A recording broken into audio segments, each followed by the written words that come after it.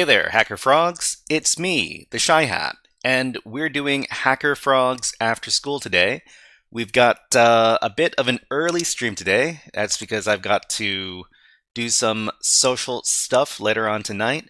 It's one of those rare occasions where I'm going to have a lot of fun on a Friday evening. Speaking of which, everybody, TGIF, thank goodness it's Friday, and we've got 3 different topics that we're going to be covering today. So the first topic we're going to be covering is our HackerFrogs after school topic, and we're currently in our cryptography course.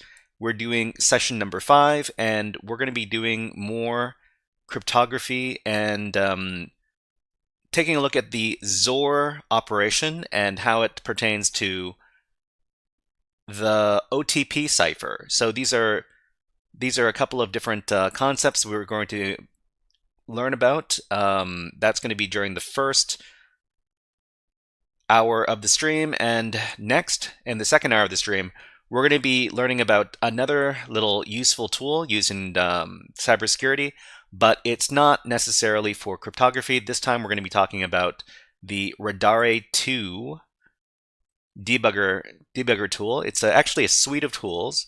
We're going to be learning about the debugger tool, and we're going to be taking a look at a challenge on PicoCTF to learn about that. And that's going to be the second piece of content in the second hour of today's stream. So in the third hour of today's stream, we're going to be taking a look at a challenge, and we haven't. It feels like it's been a really long time since we've done a Active Directory Windows challenge, and that's exactly what we're going to do over at this site right here called the HackerSlabs. And we're going to be taking a look at this challenge over here. It's called Doraemon. And we're going to be taking a look at this challenge that goes over Windows Active Directory. And that's going to be the third piece of content in today's stream. So to anybody who's interested, you can download the virtual machine associated with that challenge at the link that I've provided in the chat. All right, so let's get started with our first piece of content today. So we're going to be learning about cryptography basics, and this is session number 5. Let us begin. Welcome to HackerFrogs After School. Hey there, HackerFrogs. This workshop is the 5th session for cryptography basics, and in the last session, we learned about the following cryptography concepts. We learned about the XOR operation, also called the XOR operation, and it's a bitwise operator which can be performed between 2 or more numbers and returns the numbers 0 if the bits are the same and 1 if they are different. So there are some rules associated with the XOR XOR operation. It follows these 4 rules over here, and so the first one is commutative, and it doesn't matter in which order you put the numbers when you do the XOR operation, it will come out the same. So the associative property of XOR means that if you know any 2 numbers that were involved in a XOR operation, then you can find the third by XORing the 2 numbers that you have together. So that's very important for cryptography when we're talking about the XOR operation. And the next property is the identity operation. So any number XORed with the number 0 is going to be the same number itself as the result.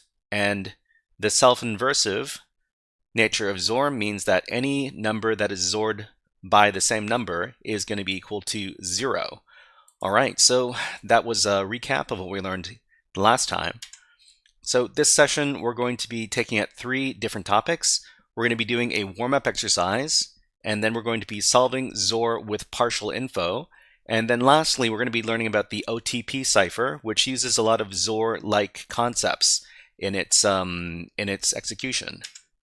All right, so we're going to be accessing a new platform to do our warm-up exercise. So let's reacquaint ourselves with the XOR operation by solving the following challenge over at ctflearn.com. So maybe you haven't tried ctflearn.com. It's a great little site, even though it's not. I wouldn't say it's super popular, but anyways, let me grab that link and I will leave it in the chat.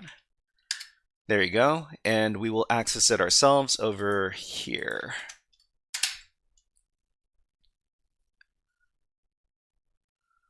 Sometimes the CTF Learn website is a bit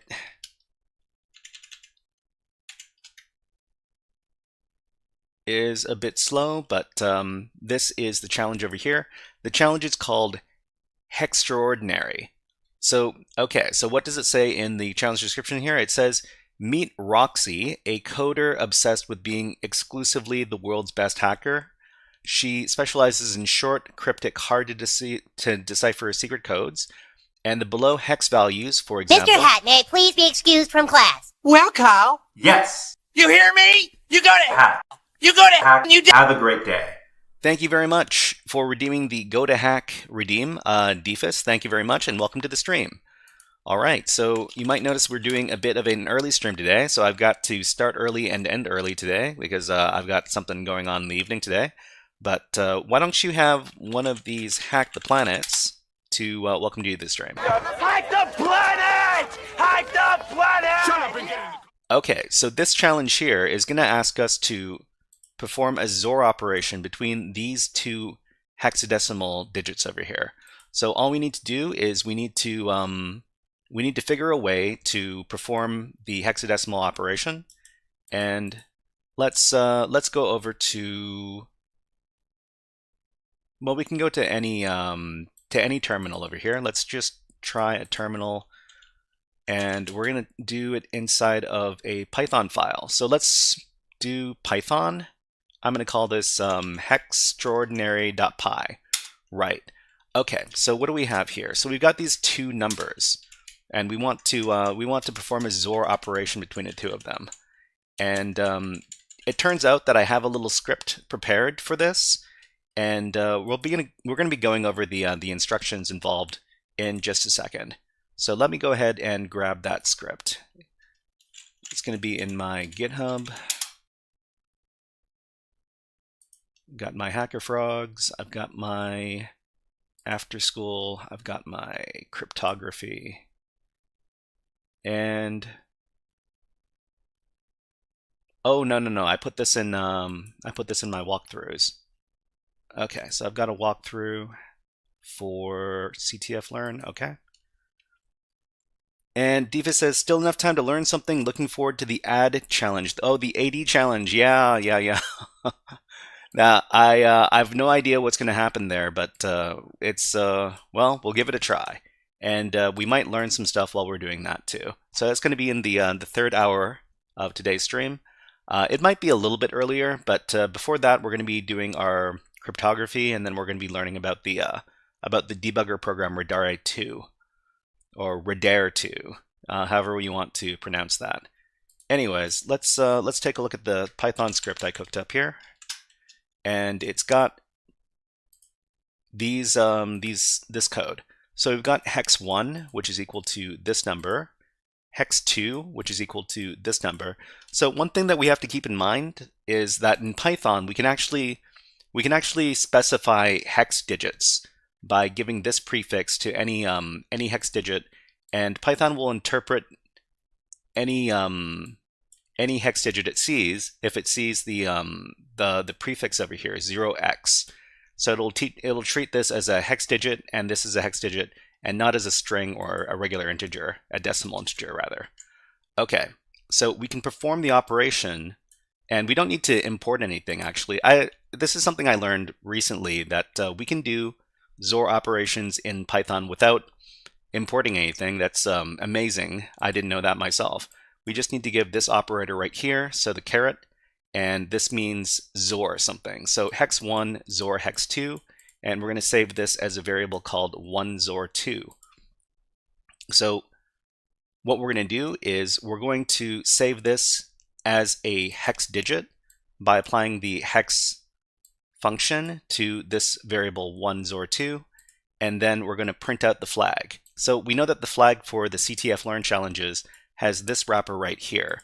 So we're going to use this particular string formatting, and then we're going to insert our results as the string version of results hex, and then we will get our flag. So let's go ahead and save out this code.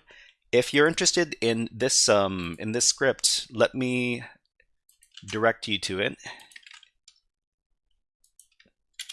I provided the link in the chat. Okay, so let's save out this buffer and let's run the script. So Python extraordinary.py, and it says the flag to submit is this one right here, CTF learn 0x coded.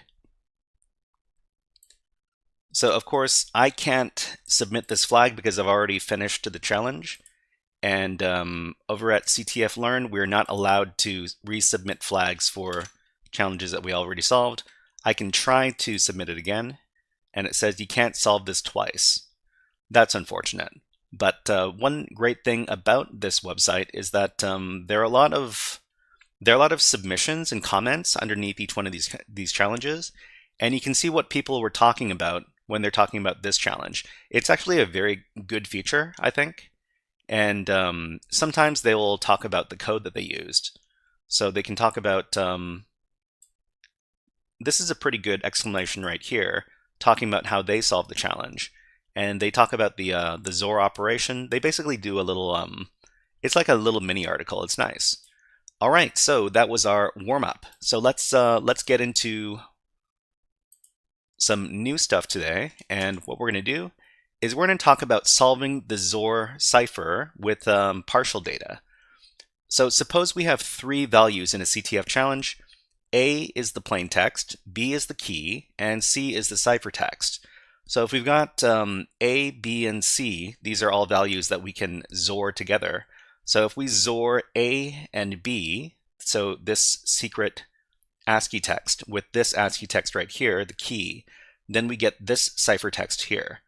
So the thing is that we can figure out if we have C, the ciphertext, and we can guess at part of the value of A, then we could get partial insight to the value of B, especially if the length of B is shorter than A.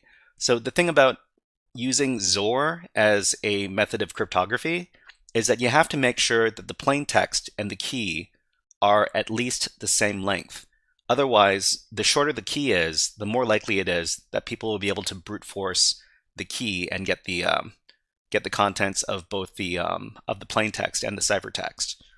All right, so what does this mean? Let me demonstrate this with a little with another little script that I wrote.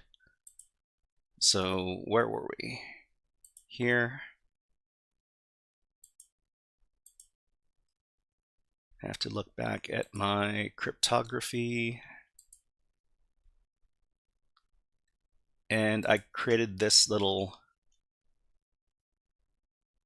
script. And I'm looking at this. Defus asks, do you solve a lot of them off stream? Yeah, I usually solve, I solve most, well, if I'm doing a walkthrough, it's usually for something that I've already solved off stream, and I'm trying to present it in a way that where people can learn about it. So if I say that I'm doing a walkthrough, then I've probably almost always solved everything off the stream, because I need to do that to understand what's going on. Okay, so this is the frogxor.py script. So let me create it, frogxor.py, and let's paste in all of this this code over here. So what's going on in this code? So first of all, we import the XOR function from the pwn. Actually, I need to before we do this, I need to create a Python virtual environment, because if I do not, then I will not be able to run Python with the pwn library. So just a second. So I'm going to create my virtual environment.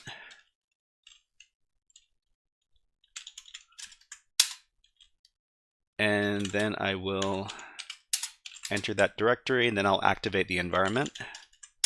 So this is one thing that I don't like about Python is managing libraries and modules is a big pain in the butt, but it is a very convenient and nice language to use. Anyways, let's go ahead and create that file one more time. Okay.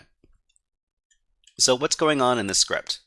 So first of all, we've got some message bytes. This is going to be the flag for this particular challenge.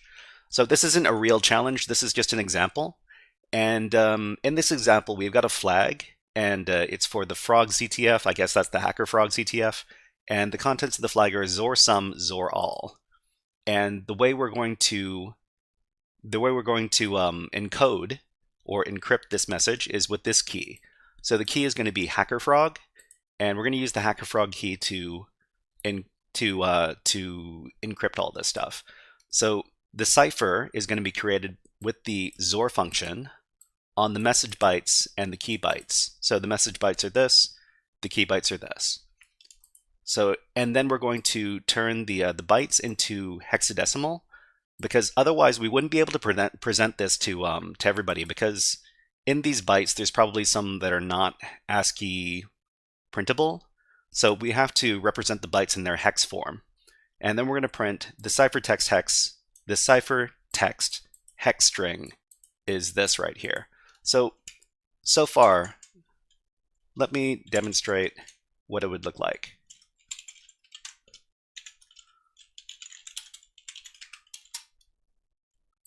There's no module called pwn. Oh, I need to install it. Just a second. Okay, so we created our Python virtual environment so that we could install this. We can install this module. Defus says, I like to follow you figuring out new stuff, but I do understand that you have to keep a higher pace when you're trying to explain something.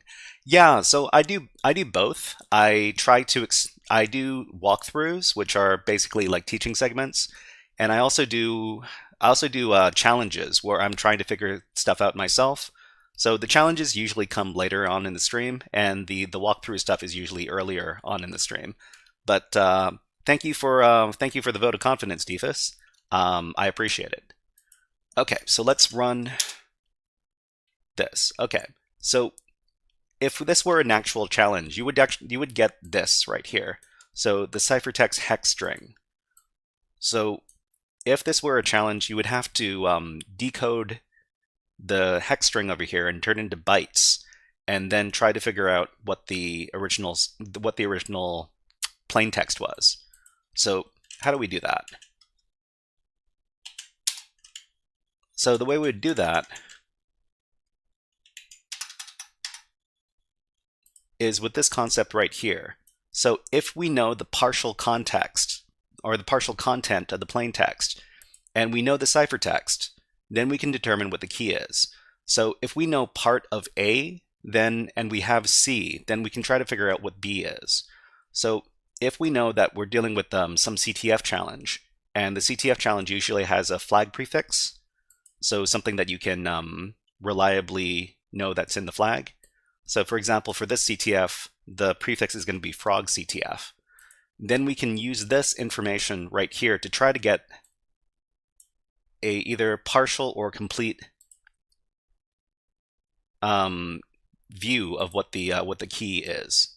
So what we would do is we would take this partial plain text that we can guess at, which is this frog CTF plus the open bracket, and then we would try to do a XOR between the cipher bytes and the partial plain text, and it should be able to get us the key, the B value over here.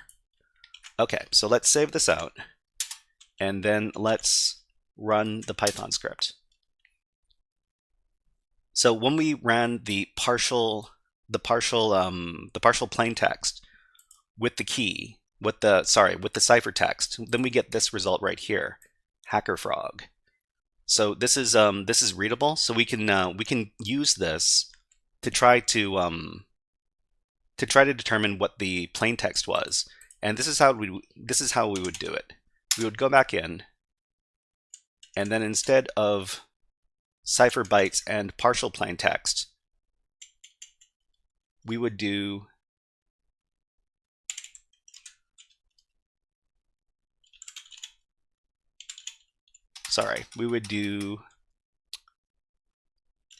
HackerFrog, because that's what we got from the previous operation.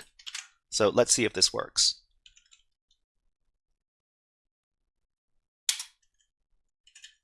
This might not work. Oh, it does work. Okay. It works, but it gives us a little warning message here. So we were able to get the original plain text here because we stole, what is the word? We captured the key by using the partial plain text. So we got the entirety of the flag over here, and this is what we would submit if we were to do a CTF challenge. Okay, so let's do a practical version of this over at, where are we? Whoops.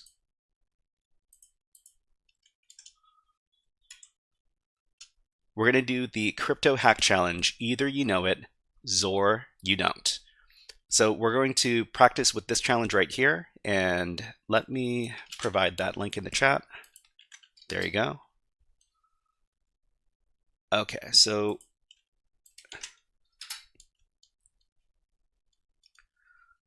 this is very similar to the example that we just looked at, and we're given here, I've encrypted the flag with my secret key. You'll never be able to guess it. All right, so here it says, remember the flag format and how it might help you in this challenge. So we know that all of the flags for crypto hack start with the word crypto, and then they're wrapped up in the curly braces. So this is what we're going to do. We've got another little script that I wrote up, and we'll talk about what the script does. Just a second.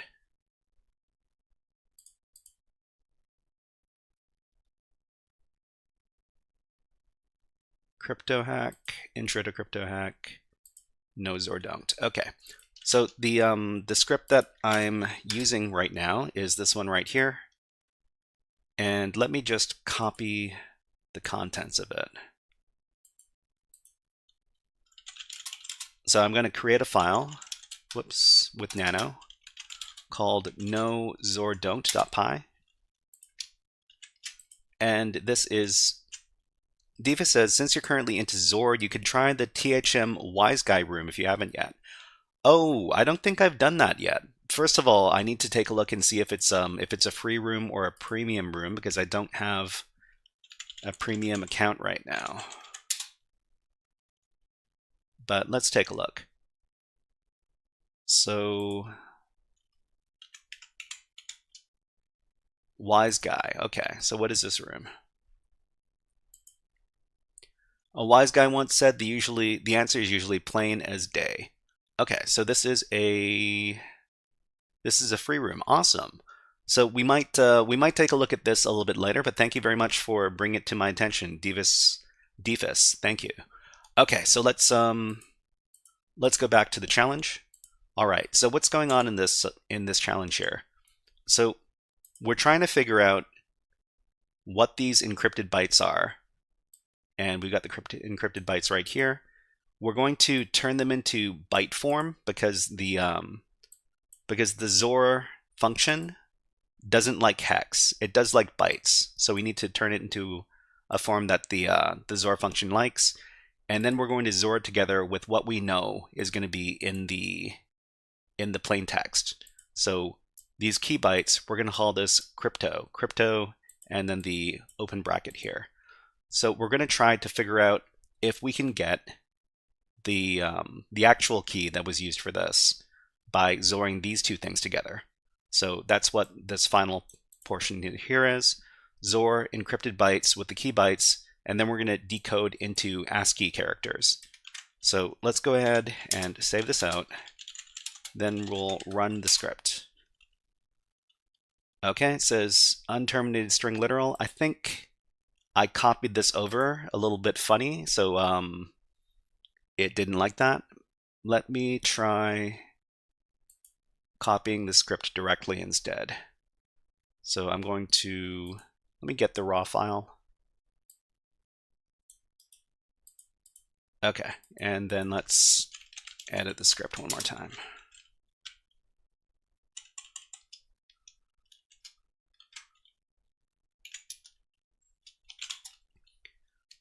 Okay, so let's run the file.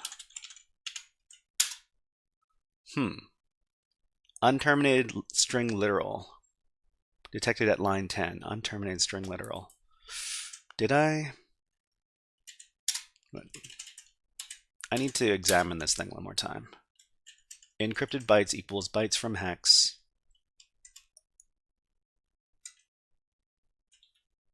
I think I might have copied this over incorrectly. Okay, let me go back to the challenge and copy that again. So I'm just going to grab the string here.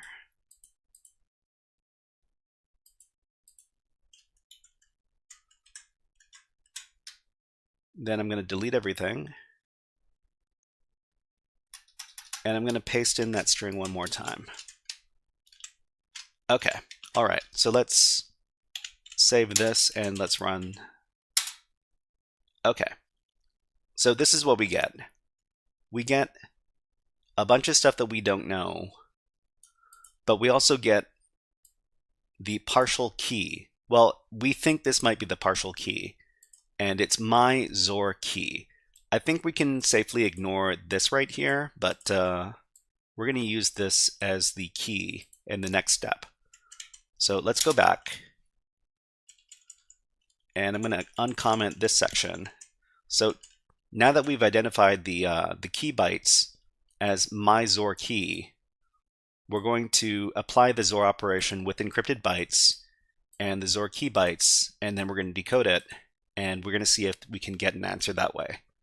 Okay, so let's go ahead and save this out. We've got ads running on Twitch right now. While the ads are running, we will not progress, and instead we're going to, first of all, we're going to run an ad on YouTube as well. So everybody on YouTube, 3, 2, 1, there's your ad. And we're going to watch some birds because I love my birds. And I want to share my birds with everybody. This also gives me a good opportunity to have a little drink break. So everybody, I'm going to take a little drink, just a second.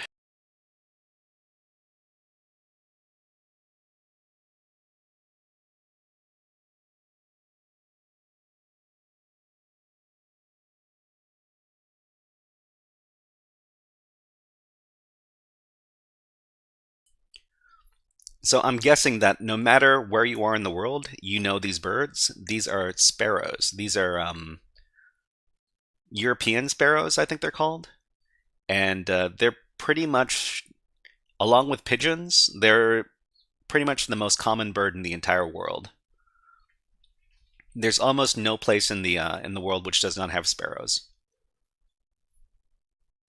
Anyways, let's put the sparrows away, and we will continue.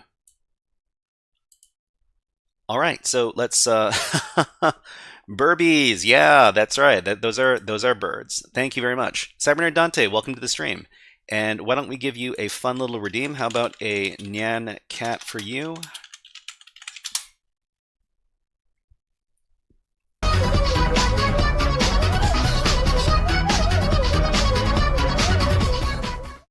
All right, so you might have noticed we were starting a little bit early today, so I'm trying to start early and end early today. It was kind of a last minute thing, but I've got some stuff to do in the evening, so I need to start early and end early. Hope everybody understands. All right, so what were we doing? So we just discovered what the key is for this particular XOR operation by using a partial text. And after that, we're going to run Python again. Whoops. I forgot to... I uncommented too much. Anyways, let's run that again.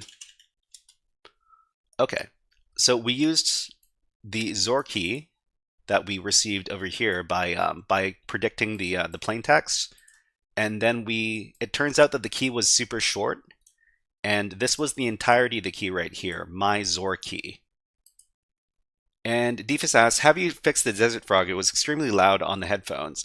You know, Defus, you can let us know. I'm going to redeem the Desert Frog one more time, and you can tell me if the volume is okay or not. It might still be a little bit loud, but let me know if this is too loud.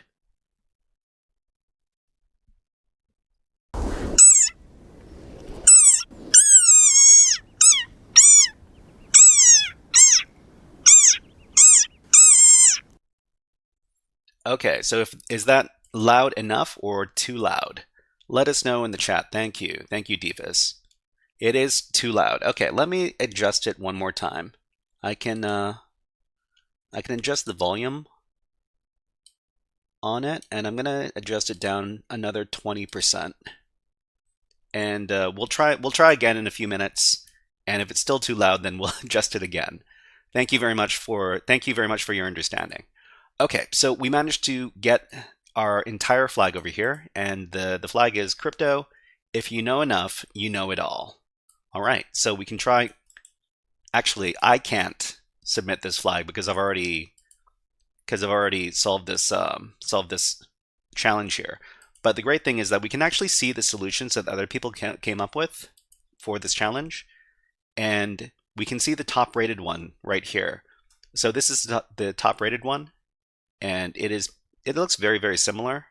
So the flag is going to be bytes from hex. So the conversion is pretty much the same, and then they do the XOR operation between the flag. They don't define this as a separate variable. They just plug it directly in, but that's fine. And then they discover that they see my XOR key, so they use my XOR key with the flag, and then they get the entire flag. Defus asks, is the top rated one just the shortest? You know, it might be. Let's take a look at some of the ones. So this the second highest rated one is, so encoded equals bytes. Okay, yeah, that's pretty standard. And then they've got the key. XOR encrypted. Why does it stop here? I don't understand what the indexing is here. Well, what it's doing. But they're using crypto. Oh, wait. I'm not sure. We know the first 7 bytes in the last one. Okay? So the first part is my XOR KE, and the last is Y. And then they...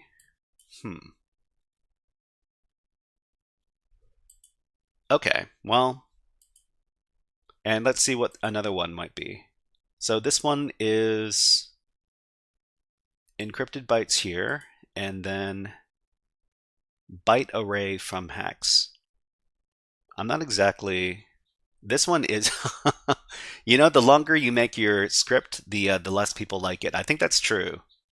But this one is probably the most straightforward, and that's why people like it the most. Okay, let's go on to our last part of this cryptography lesson today. Okay, so we're going to talk about the OTP cipher. So what is this OTP cipher? It is actually very similar to using XOR as a cipher. So OTP cipher is an encryption technique that requires a plain text and a secret key. So in this case, we would use our plain text secret and our key. We're going to make it hacker as the key. And then the ciphertext that the results would be this string of ciphertext right here. So one thing about the OTP cipher is that you can use a lookup sheet with the OTP cipher. You don't necessarily have to use math. Okay, Defus says, ENC, it removes the first 7 characters from the hex string because we know them. So it is it starts from the beginning and it ends at the 7th. I'm not sure. It's been a while since I've done indexing in Python. So we know them, and the same thing with the encoded first character because we know the last. Okay.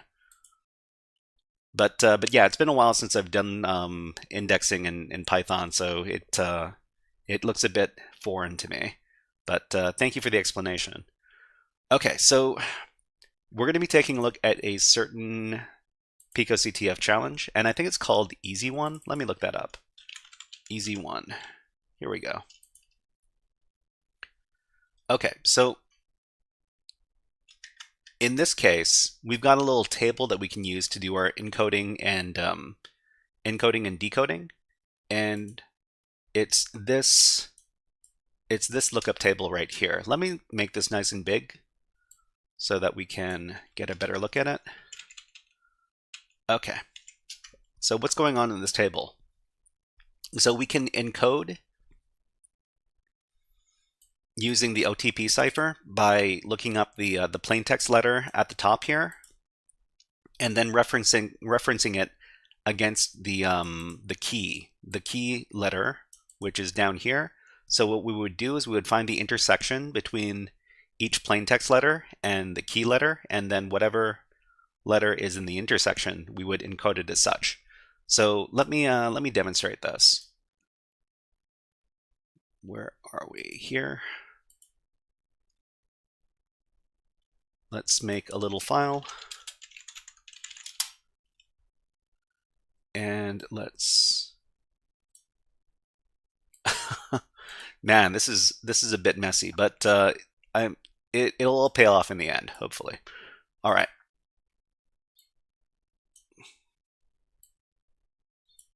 Okay, so like this. So say we've got our plain text, and it is the word secret. Whoops. And we've got our key, and we'll call that the word hacker, and then the ciphertext would be, okay, so we do the encryption process like this. So we find on the lookup sheet the intersection between S and H. So S is over here, H is over here, so S and H. So this is the intersection, so that is the Z character. So Z and then E and then A. So E and A is E. And then C and C, C with C equals E. C and C equals E. R and K. Let me see if, well, I should be able to do this relatively quickly.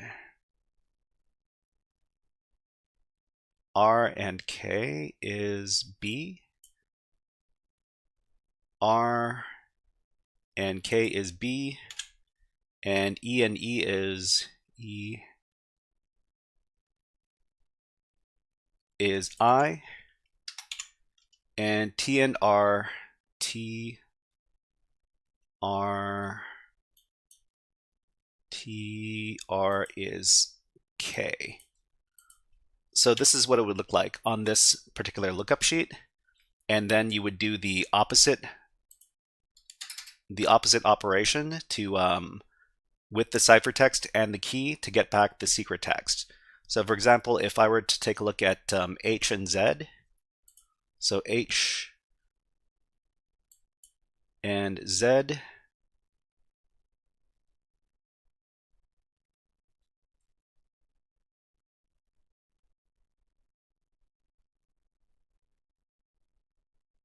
H and Z. Yeah, that doesn't work. All right, so okay. Defa says, are you trying to proceed in your career by gaining this knowledge, or are you just doing it for fun? I'm trying to become a content creator. So this is what I'm trying to do, is I'm trying to create content so that people can learn about cryptography or about any other cybersecurity topic, and hopefully people watch my videos, and I can make a bit of money doing that. But let's see. So what is going wrong here? So S and H. Actually H and S. Z. Ah. Oh, no. Okay. So in this case, we would do the ciphertext Z, and then we would go until we hit H, and then look up. And that doesn't quite work either. What am I doing wrong? S and H.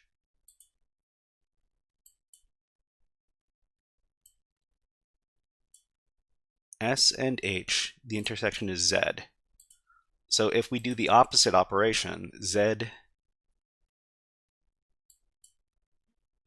and H, I'm not too sure why this isn't working. Anyways. Okay, so we're going to be solving this this easy one challenge over here. It's strange that I'm not sure how to do the decryption process, but it was working. It was working when I was writing this up. It's strange, but let's take a look. Okay, so the encryption requires that each letter of the plain text to be combined with its corresponding secret key letter through modular addition. So that's strange how we did secret with, I wonder if it's the same lookup table, but we got PWATAY. So if we did, so the OTP cipher has similar rules to the XOR operation, since A XOR B equals C and C XOR B equals A, etc. Diva says you're basically learning about being a content creator and a pen tester at the same time. I guess you could say that. What I'm trying to do is I'm trying to teach people the basics of cybersecurity and a bunch of different topics. So cryptography, for instance, and web app security testing, and basic Linux, basic Python, etc., etc. And I'm running up some courses. So it's kind of like an online course, and you learn by watching the videos and taking part in the live streams. So if you take a look, my GitHub repository basically has everything that I've been writing up until now in the HackerFrogs after school program. So I've got a number of different sessions that we do for Linux operations and Python programming, web exploitation. We did one recently on digital forensics, and now we're doing cryptography.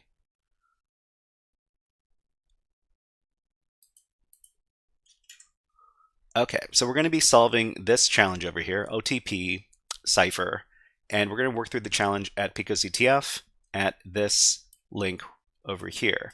So let me provide the link to everybody in the chat. It always gets cut off for some reason. This second link should work. There you go. All right, so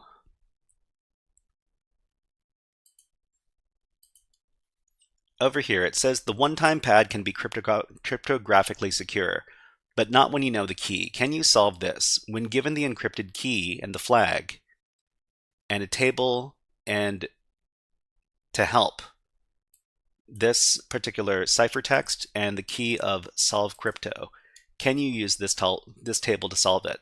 So let's try solving this particular combination right here. So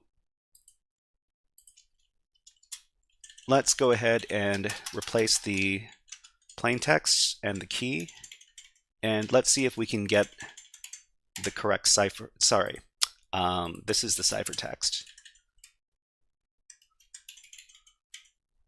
Ciphertext, we're trying to get the plain text. Let's see, Diva says, I follow you for some weeks now, and I like that you've that you're not that super skilled hacker pwning hard boxes in 20 minutes and making it easy and making me feel stupid. Well, I appreciate that. I appreciate that you appreciate that I'm not a super hacker. I am not a super hacker. I know a little bit about a few different things, but I'm here to learn, and I'm learning by teaching people. And there's a saying that that's kind of cliche. It says when one person teaches, two people learn. So I'm trying to hold up that kind of philosophy, and I'm trying to teach people. I'm not perfect. I'm not an expert.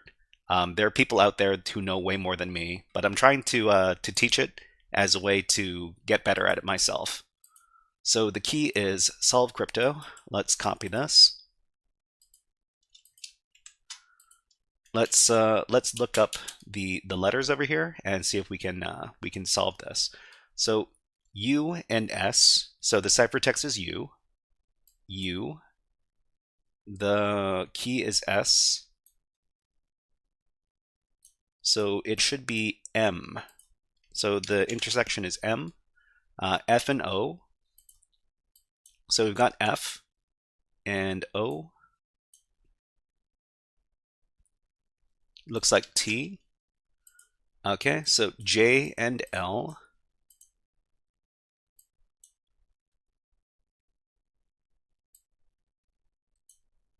Looks like the intersection is U, K and V. So V is down here. Intersection K. Looks like F. Okay, so E and X. It looks like the intersection is B, Q and C.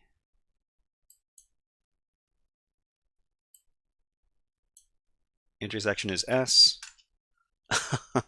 You know what? Something tells me that this is not the right flag.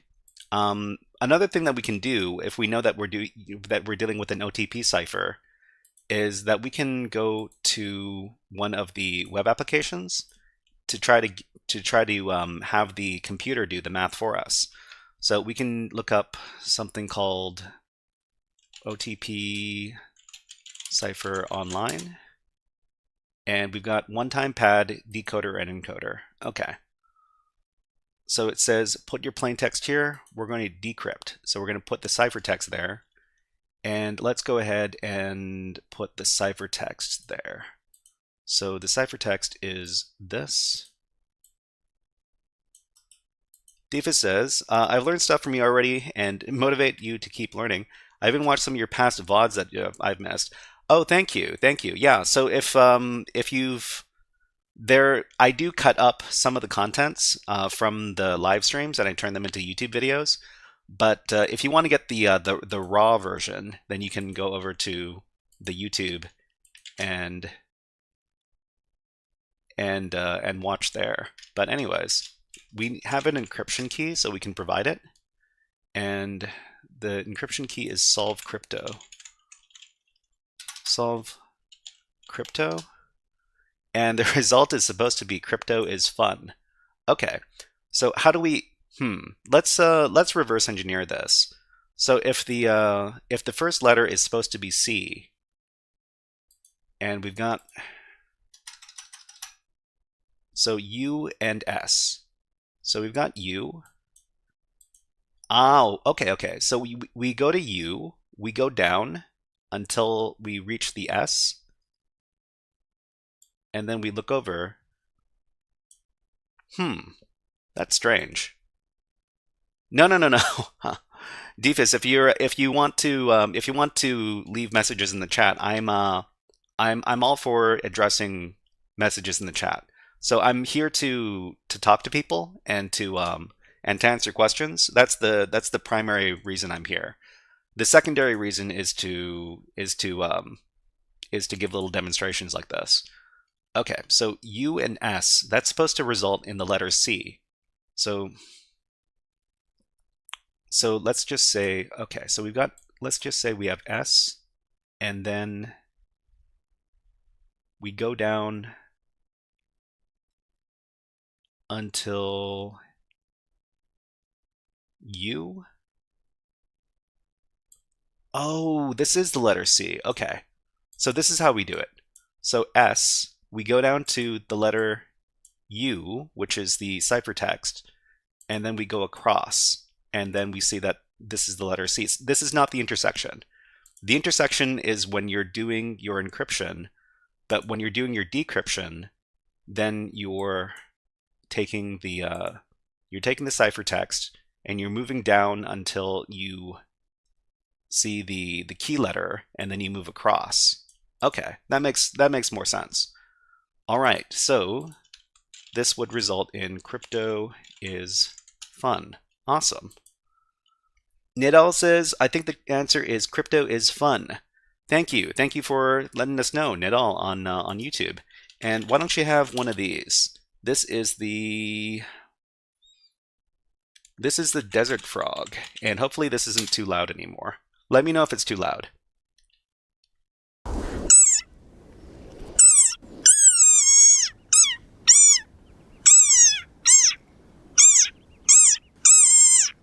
It should still be kind of loud, but it shouldn't be so loud that it destroys your eardrums. All right. It's the same. Okay. Well, I need to adjust the volume even more then. Jeez. Let me go ahead and adjust the volume one more time.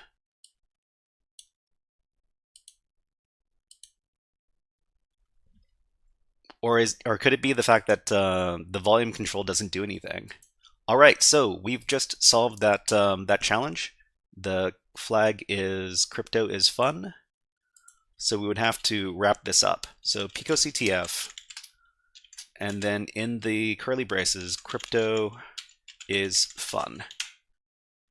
Nidal says it's a little loud. Okay, thank you very much for your feedback. I will adjust the volume. Hopefully the volume is adjusted. Let's submit that flag, and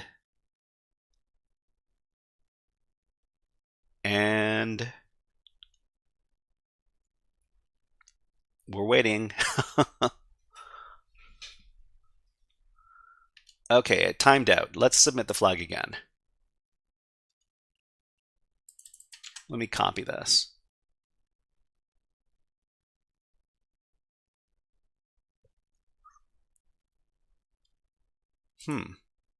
Okay. Now it went through. That was the correct flag. Great. All right, so let's do a little recap of what we learned today.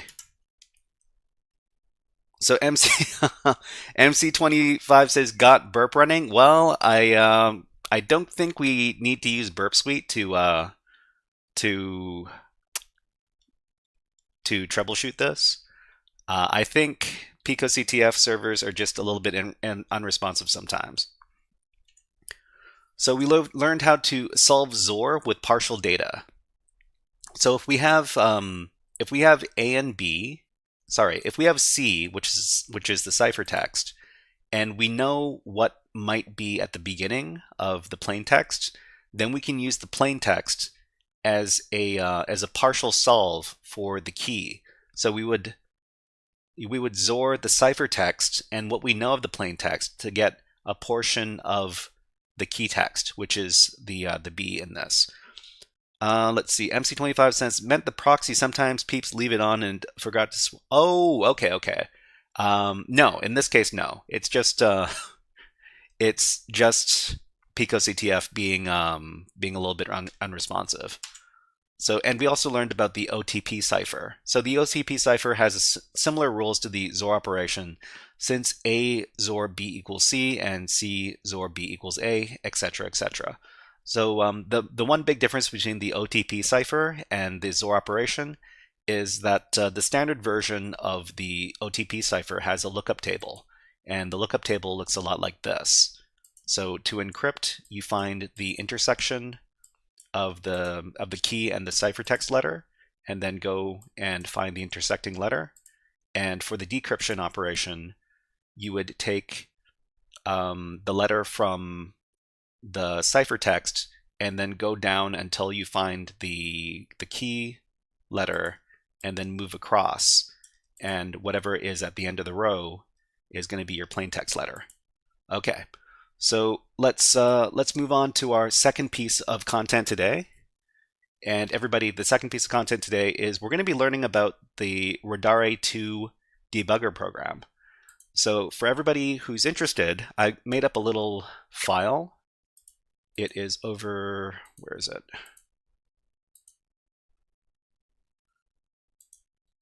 I made it in the HackerFrogs After School binary hacking section.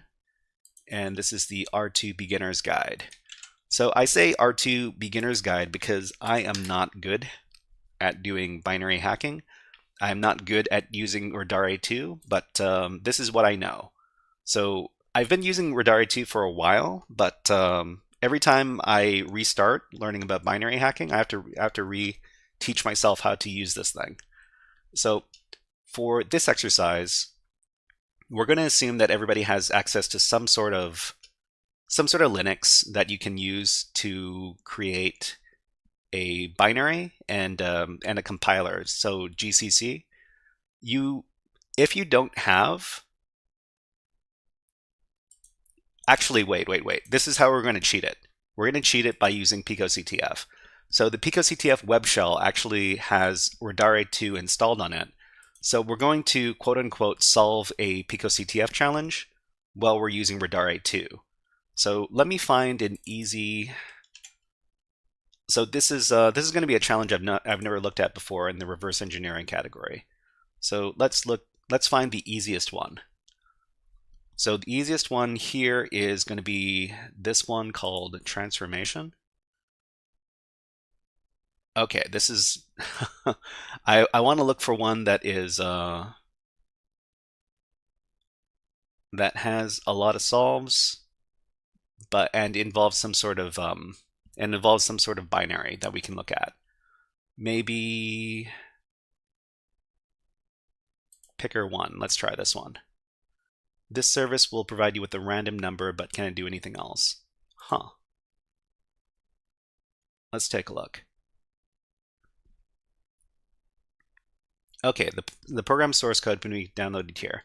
So everybody, this is the challenge we're looking at right now to learn about the Radare2 debugger.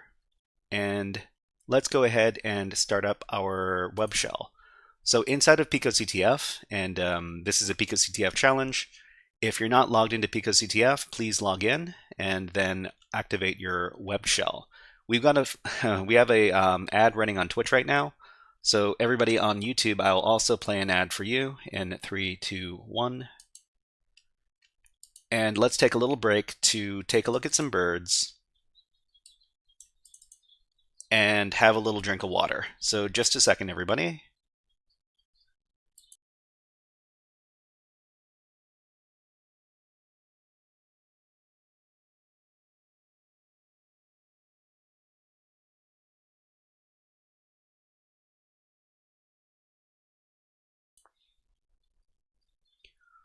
So if you don't know, these stellar jay birds, they like to shake the peanuts around in their mouth to figure out if it's a good peanut or a bad peanut. So they, I don't know how they figure out what's a good peanut or a bad peanut, but apparently they know. Let's, I think the stellar jay comes back in this one. Yeah, he comes back and he still has the peanut. He flew away and then he came back with the same peanut. I don't know why. I guess he's trying to show off for us.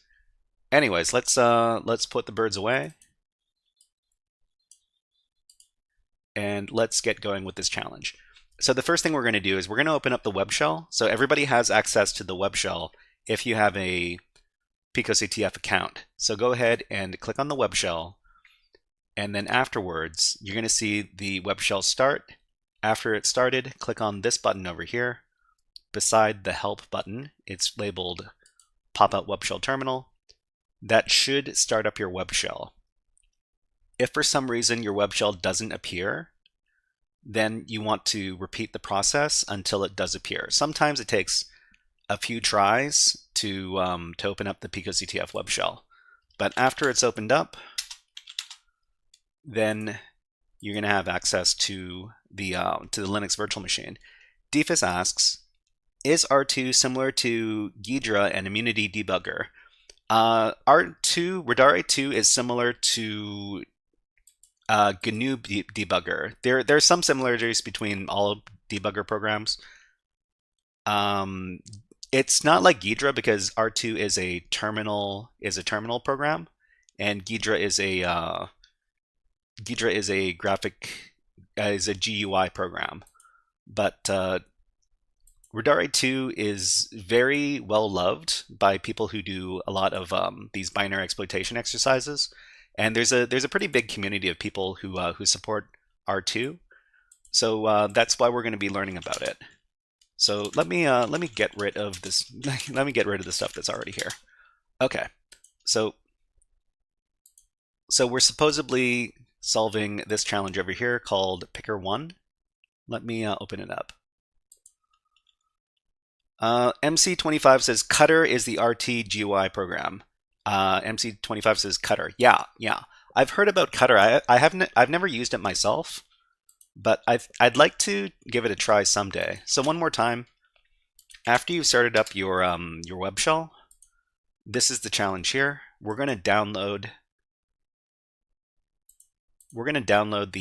the source code for the program we need to look at here. So we're going to go back to the web shell.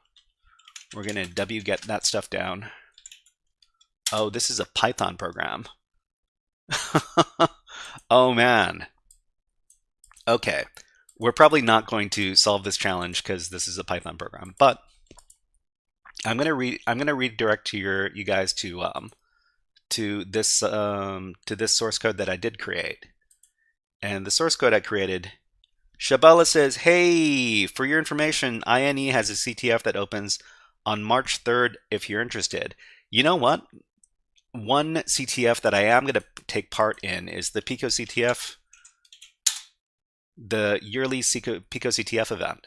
And PicoCTF, let me take a look at the compete section. So upcoming events, there's going to be an event in about a week, and it's PicoCTF 2025. Here you go. So this is going to be running for 10 days from March 7th until March 17th.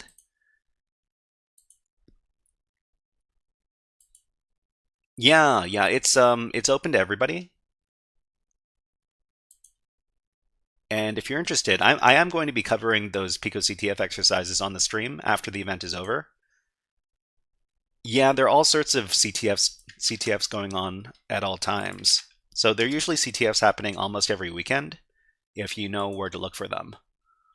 So I've got a very simple C program over here, and we're going to be examining this C program inside of Radare2.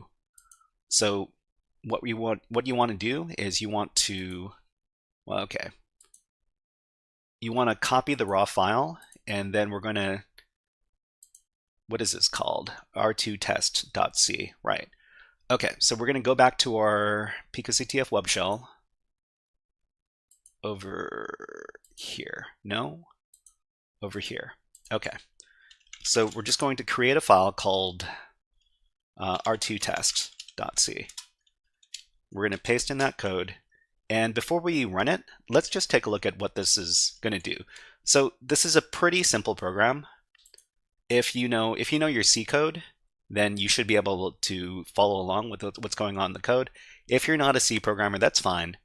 We'll go over what this program is doing over here. So there are three functions. The first function that we're going to write in this code is check and double hacker number. So there's a certain variable that we're going to call hacker number, and we're going to set it to this value right here, which is the hacker number, which is 1337. And then we're going to run a while loop. So the while loop is an infinite loop. It checks if the hacker number equals 1337, and if it is, it's going to print this to the console. So hacker number is 1337, doubling the value. And then we're going to multiply the hacker number value by 2. And if it's not 1337, it's going to print this message: hacker number is not 1337, exiting the loop. And then it's going to break out of the loop, and that's that function. So it's a pretty simple function. The second function is even simpler. So this is the hello world function. All it does is that it prints hello world to the console, and then it ends. So in our main function, we're going to do two things. First, we're going to call the check and double hacker number function, and then it runs the hello world function, and then it exits. Let's see, Shabala says it'll go through once and then double it and then break out. Yeah, that's exactly what it does. That's exactly what it does. So we're just going to compile this program, and then we're going to examine it using the Radare2 software. So let's do that. So we're going to save this out,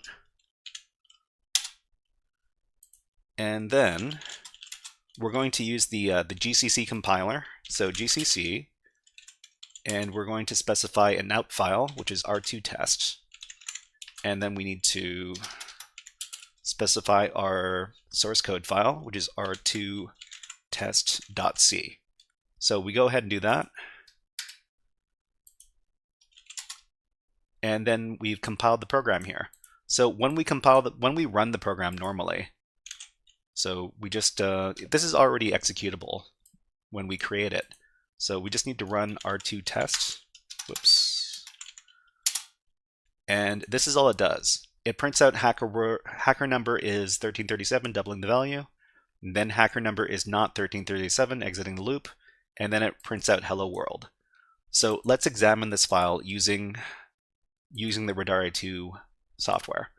I've got a little guide for the commands that we're going to be using inside of this demonstration. Let me get that, and you can find it over at this link over here. So actually, let's just take a look at this file real quick before we start. So we've got a bunch. The problem with Radare2 is that the instructions are not very intuitive. You just need to know that to analyze the binary, you do AAA, and to list functions, you do AFL. To enter visual mode, you use the letter V. To print the disassembly, you do PDF at a certain function name, etc., etc. You just need to memorize these different commands. The names of the commands are not intuitive. They do not give you very much insight to what they're going to do, but that's fine. As long as you have like a cheat sheet, you should be able to do okay. And lastly, we're going to be talking about a bunch of these different assembly instructions. So I did not know what most of these assembly instructions did before I did my investigation a couple days ago. But I've tried to give a short summary of what these instructions do and what they mean when we look at them inside the disassembler. Okay, so let's get started. So to open the binary with Radare2, we do Radare2-D for debug, and then the name of the binary we want to examine. So let's do that. So the name of the binary is r2 test, so we do r2-d r2 test. Okay, so the first thing we want to do after we load up the binary is we want to analyze the code with the disassembler. So we would do the triple A over here. I think each A that you put in is a different, it specifies the level of analysis that the program is going to do. But it gives you this output over here, analyzing the flags, analyzing the imports, analyzing the entry point, the symbols, etc., etc. So after you do this, then you can run this this function, which is going to output all of the functions. So the AFL command is going to list out all the functions in the program. So we've got these over here. You're going to recognize the names because the symbols are included when you compile the program. So of course there's the main function, and then there's the hello world function that we created, and then the check and double hacker number function over here. So these are the three functions that we're going to be taking a look at. So we can take a look at any of these functions by doing this command, and the command is going to be PDF. It stands for print disassembly function at, and then the name of the function. So if we want to take a look at the instructions in the main function, we do PDF print disassembly function at main. And then these are all of the assembly instructions. So along with the assembly instructions, which are, well, the human readable assembly instructions are here. What they look like in as hex code is in this column over here, and the memory addresses where these instructions lie in the program are in this column over here. So what's going on? So first of all, there's this NBR64 instruction over here, And what does that do? That marks the start of a function. So when you create a binary in C, the assembly instruction is always going to start. All the functions are going to start with this instruction right here, NBR64. So the next instruction is a push instruction, and push is an instruction that is going to put a value on top of the stack, and it's going to put this instruction right here, whatever is in the RBP memory register, onto the stack, and then it's going to move RBP into the RSP content right here, and then it's going to move into the EAX register the number 0. So I did a little bit of research, and the reason we're moving the number 0 into EAX is because this is what has to happen when we exit a function. So before we run a function, we have to put the value 0 into the EAX register. And the next instruction is to call the function here. So it's going to call check and double hacker number, the function. And then after that, it's going to move 0 back into EAX, and it's going to call another function, which is the hello world function. And then it's going to move 0 into the EAX register again, and then it's going to remove the contents at the base pointer with this instruction here, pop RBP, and then the last instruction is going to return, and it's going to exit this function. Okay, so we can also take a look at the instructions over at the other functions. So we're going to see some different assembly instructions in the other functions. Like, let's take a look at the next function, the hello world function. So we PDF at sim.helloworld. Oh, we need to make sure that the capitalization is correct. All right. So what's happening here? This is very similar to the main function, but so we begin all of our functions with this instruction. Oh, why did it disconnect me? Okay, let's let me get back in. So R2-D, R2 tests. Okay. Analyze, and then PDF at hello world.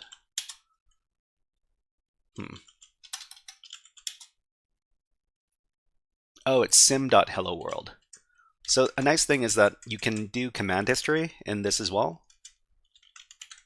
So you can go up and down and get previous commands while you're using the R2 program. Okay, so what do we have here? So we push a value onto the base pointer, and then we move the the stack pointer. We move the stack pointer value into the base pointer over here with this move command, and then we're going to load the string hello world into the RAX register. So LEA stands for load effective address, and we're going to load the effective address of the string hello world into the RAX register. The next thing is we're going to move the contents of RAX into the RDI register, and then we're going to call the puts function, which is going to print to the console. So we have to move whatever we want to print into the RDI before we call the function over here. And then there's a no operation, and then we before we get out of here, we're going to remove the instructions on the base pointer, and then we're going to return to the previous to the program execution. Okay, so that was the hello world function. Let's take a look at the last function. So the last function is sim.check and double hacker number. So this is more complicated.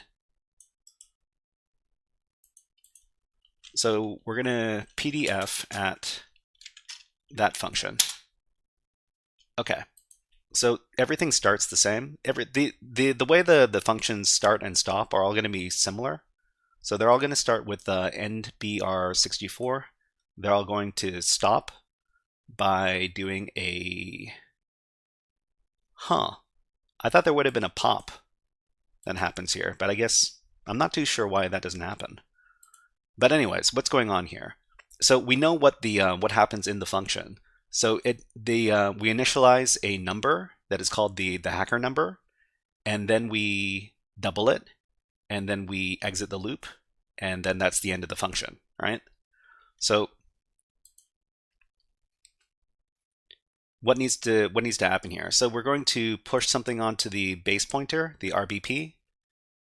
Then we're going to put the stack pointer into the base pointer, and then I'm pretty sure this is going to assign memory space to RSP equal to this number of bytes. So 10 is 16. So hex 16 is hex 10 is decimal 16. So it's 16 bytes that are going to be set aside for memory for some sort of variable. I think the variable is this next variable over here. So we're going to move into the variable here, dword var 04, this is var 4h. We're going to move this value here. So this value is going to go into this variable here. It is going to be the number, the hacker number, 1337. And then there's going to be a comparison with this instruction. So compare whatever's in the dword, this variable, with this hex number, which is the hacker number. And then there's going to be a jump, a conditional jump. So if this is not equal, this is the jump not equal instruction, JNE. So if the comparison is not equal, then it's going to jump over to this instruction over here. So the nice thing about Radare2 is that when jumps happen, they try to show you to what memory address the next instruction is going to be with these arrows over here. Okay, so if the jump doesn't happen, then we're going to load into RAX this thing that's going to be printed out. So hacker number is not 1337, doubling the value. MC25 says, I think you can cycle with P or P, V or V. Care could mess up views. Careful, it could mess up the views. Yeah. So let me demonstrate that. So this isn't something I deal with a lot when I'm doing Radare2, but you can use the capital letter P to go into the capital letter V to go into visual mode. Okay, so this is visual mode. It'll show you a bunch of different views. And this is the memory view over here. You can just take a look at the raw addresses, the memory addresses, and the contents of them. This doesn't help me a lot. I don't know exactly what's going on here, but when you're inside of visual mode, and visual mode is with the capital V, you can press either small p or capital P to move between some different views. So this view here takes a look at the different memory registers and what the contents of them. So there's the RAX, RDX, RBX, all this other good stuff. We can take a look at another view over here. This is color-coded. This doesn't make, I mean, I'm sure there's some sort of use to this. This doesn't help me. And I'm not too sure if it helps you either, but you can toggle between a bunch of these different views. I think this is the ASCII interpretation of whatever's in these memory registers. And when you don't want to look at this anymore, you can hit the escape key, I think, to go back to your regular view. Okay, so this will bring you back to your regular prompt, and then we'll bring back the PDF over here. All right, but thank you very much for giving me the opportunity to showcase that MC25. All right, so this instruction here, it loads the print, whatever is going to be printed, into RAX, and then it's going to move RAX into the RDI, and then we're going to print that out. So it's interesting seeing how the program treats these operations. So if we want to print something, we have to load the value into RAX and then move it into RDI, and then we can give the instruction to print. But the next instruction here is this is the instruction to double the value of whatever is in the var4h variable over here. So this is the SHL instruction. So SHL stands for shift left. So this performs what is called a bit shift operation, and we're shifting everything one by one to the left. And apparently, well, I mean, bitwise operations, I know that they adjust the values of these numbers by shifting the bits around, but shifting left apparently doubles a number if you shift it by 1. And this is what's happening in the instruction that doubles the number over here, 1337. Okay, and then there's a jump. So this is an unconditional jump. The JMP instruction is unconditional. It goes back up to the top, and then it runs the loop again. Thank you very much, BreakSec, for rating the channel with 3 viewers. Thank you very much. Age of Music, nice to see you here. Everybody, we're explaining debugger information. It's scintillating stuff. And why don't you have a Nyan Cat?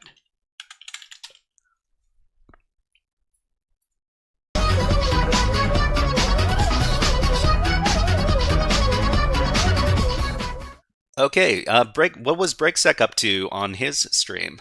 Let us know. BreakSec, let's see, going to do some boot.dev myself. Boot.dev, what is that? Let me look it up real quick. Boot.dev. I do not know what this is. Learn backend development the smart way. Oh, it's a course. It's a course that teaches you about backend development. Okay, awesome.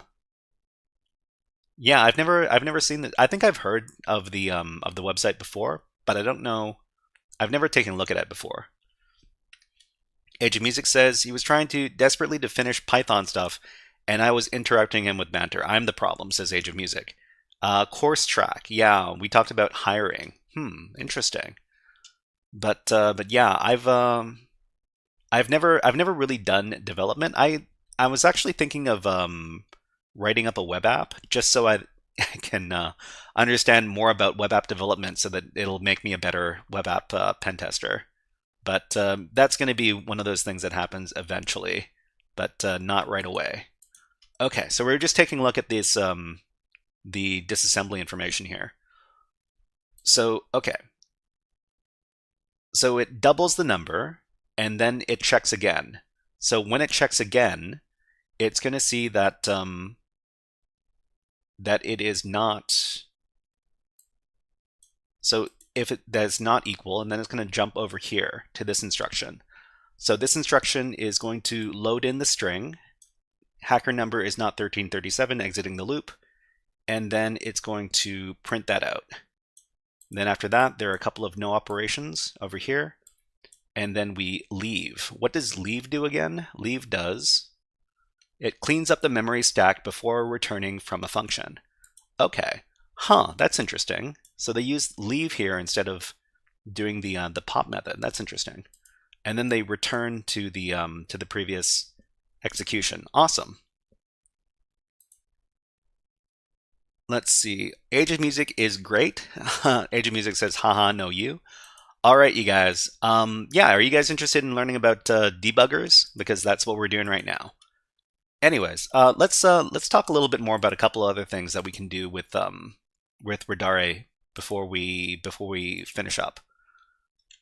Okay, so that's not going to work. What are some other these other instructions here?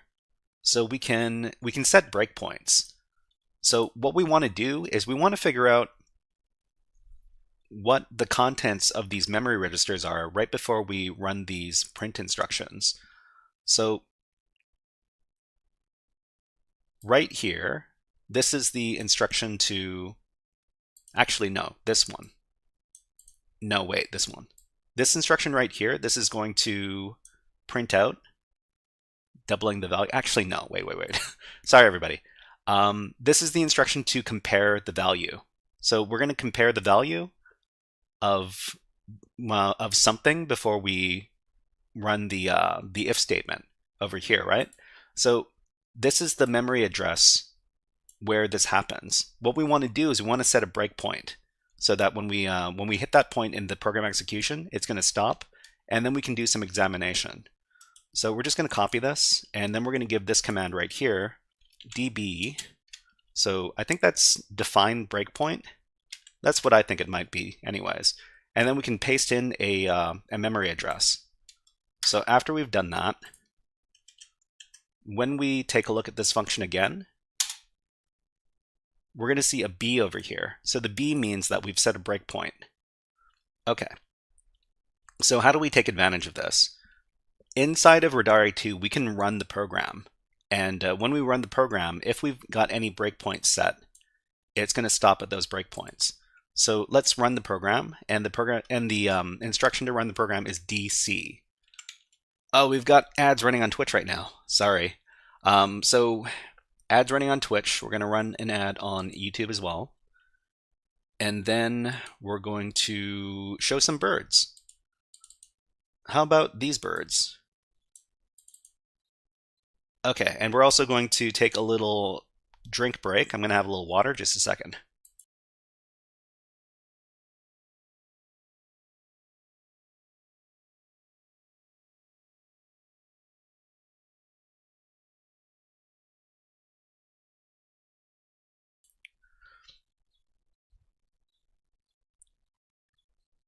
Okay, so the ad should be ending in about 30 seconds or so. We've got these lovely sparrows here. This is a nice rainy day. Hold on. There should be another bird showing up in just a second.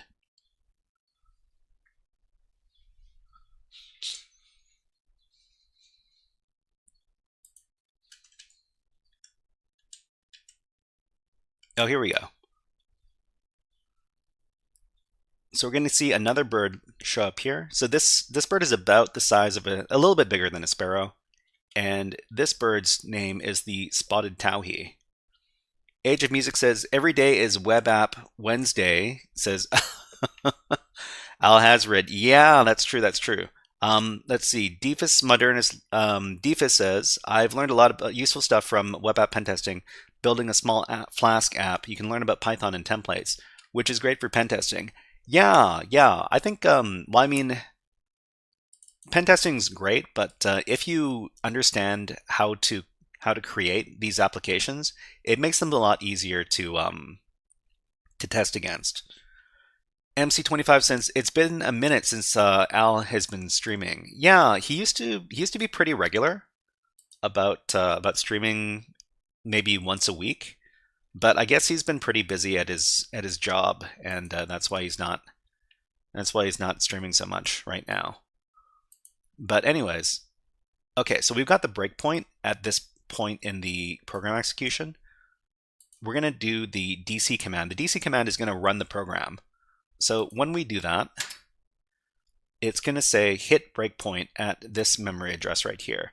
So this is the memory address where you set the breakpoint. What we want to do is we can examine the registers. So we can take a look at the registers and the contents of them by doing the dr command. So I guess I'm not too sure what dr stands for, but it lets you take a look at the contents of the registers. So everything is not very exciting except for the RIP, which has this value over here. So another thing that we can do is we can actually take a look at specific chunks of memory And we can do that with the px command. So let me look that up real quick. Px. So it's going to be px and then the number of bytes to look at. So we can define 4 bytes because the what we're going to be looking at is 4 bytes long, and we're going to be taking a look at RBP minus 4 because that's where the var 4h variable usually is. So hold on. RBP minus 4. The base pointer minus 4. I'm looking for the leet number. Where is the leet number? I think it was... Hold on. Let me take a look up here.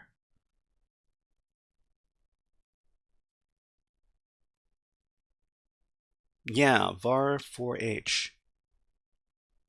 You know what? I'm gonna I'm gonna admit to everybody that when I was learning about all the instructions over here, I used a lot of DeepSeek, and I asked DeepSeek a lot of questions. So I'm gonna ask DeepSeek, I am looking for the value of the var, what is it called again? var underscore 4h.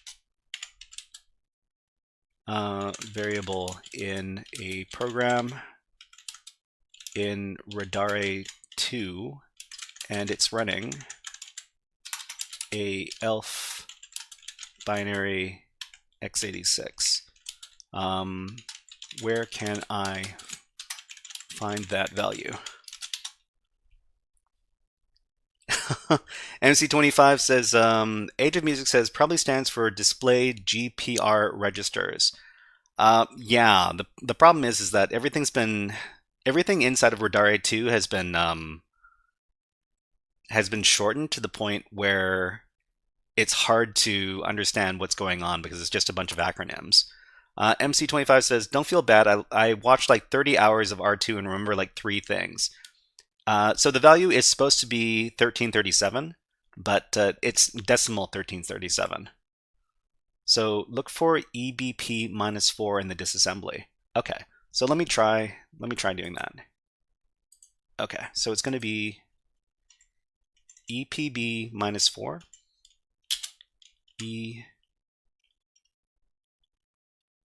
EPB minus 4. RPB minus 4, EPB minus 4. What were the instructions one more time? We're looking at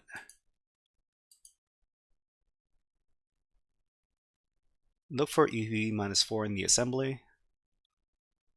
Okay. PX at EPB minus 4. Okay, let's try that.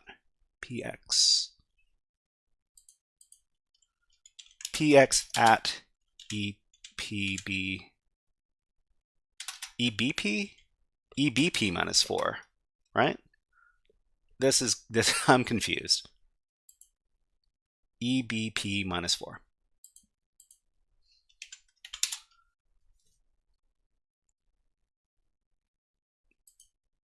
There's nothing. There's nothing in here. Hold on.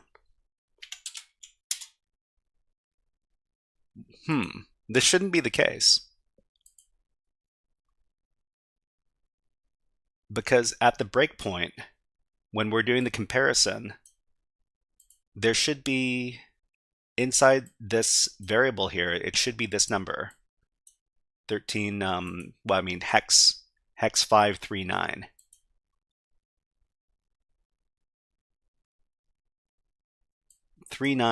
I mean, I see a 39 here, but I don't see a 5. Oh, man, here's the thing. Like when you do something, when you give live demonstrations, it's tough. Set the breakpoint. Yeah, we did that. Use AFVD to view local variables.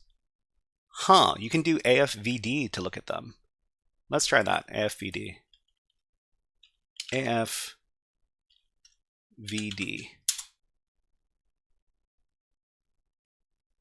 Okay, so we've got, someone says UWSG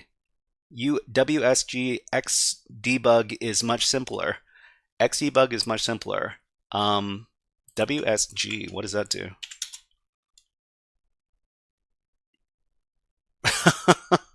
Is that, I have no idea. But anyways, we've got our third, this is it. This is the number we're looking for. Hex 539. So this is the variable that we're looking for. Ronan says XDBG is much simpler.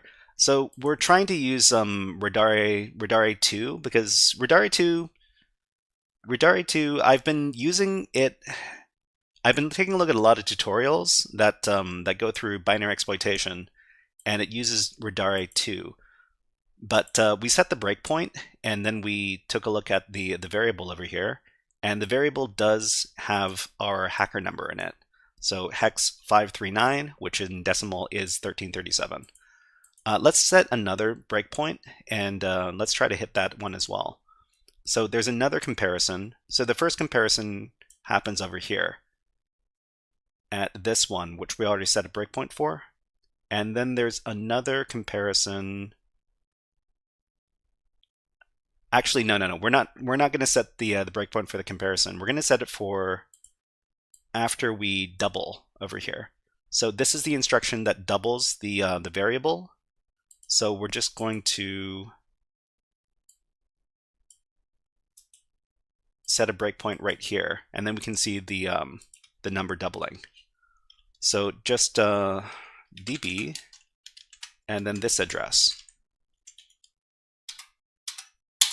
Okay, so after we do that, so a very interesting thing about Radare2 is that we can actually figure out what the value of hex 0539 is by giving this instruction here. So we can do 0x and then 0539. We can give this instruction, and it's going to tell us what this can be interpreted as. So hex 0539 in 32-bit is this. So I'm not too sure. Integer 32, right? So this is regular integer. This is what it looks like in hex. This is what it looks like in octal. This is what it would look like as an ASCII string, etc., etc. This is a pretty nice little feature. So we don't need to necessarily exit from Radare2 to take a look at this information. All right, so we set the other breakpoint, and let's take a look at that function one more time. It is, hold on, this one. Okay, so now we've set 2 breakpoints. So we've got one, and this actually tells us what instruction we're at right now, and you'll see it down here as well. We can continue the program execution by doing the DC command again, and then we see that this has been printed out, and then we hit the new breakpoint at this memory address. So what we want to do is we want to take a look at the value of the variable now. So we're going to run, what was that command? The command was AFVD. AFVD. This is something that I learned just now. Okay, so AFVD, and we see that the number hasn't doubled yet. The number's the same. That's interesting. Let's step through into the next instruction. So we can do the ds command to step into the next instruction, and then let's take a look at the. Okay. So we needed to go further one step in the instructions before the doubling occurred. So this this should be double the value of 539, hex 539. So we're going to do hex A72. Whoops. What is hex A72? Okay, so this is the hacker number doubled. So this is what happened. Awesome. Great, great, great. All right. Someone says, have you done Trickster? I'm stuck. Someone says, have you done Trickster? I'm stuck. Are you talking about a PicoCTF challenge? Let me look that up real quick. Trickster. This is a web exploitation challenge. Huh. I found a web app that only processes images, PNGs only. Oh, okay, okay. I don't think I must have seen this before because I did this event. I did the PicoCTF 2024 event. We might have some time to take a look at this later, but we just need to finish up with our current exercise.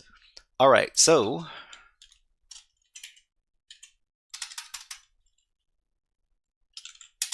AFL will let us take a look at all the functions in here, and this is the workflow that I've illustrated here is pretty typical when you're doing binary exploitation challenges. Normally, what you do is you load up the binary that you're examining inside of Radare2, and then you analyze it, and then print out all of the functions, and then you examine the functions and figure out what's going on in there. Usually there's some sort of, you either need to get the address for a certain function because you want to use your buffer overflow to redirect the programming execution to go to a specific function, or you want to observe the values when the program reaches a certain point to try to steal passwords. These are the typical use cases when you're doing CTFs and using Radare2. But yeah, if anybody has any questions about Radare2, I might not necessarily have all the answers, but I can look them up. And to anybody who's wondering what document I've been referencing when doing this exercise, is this one right here.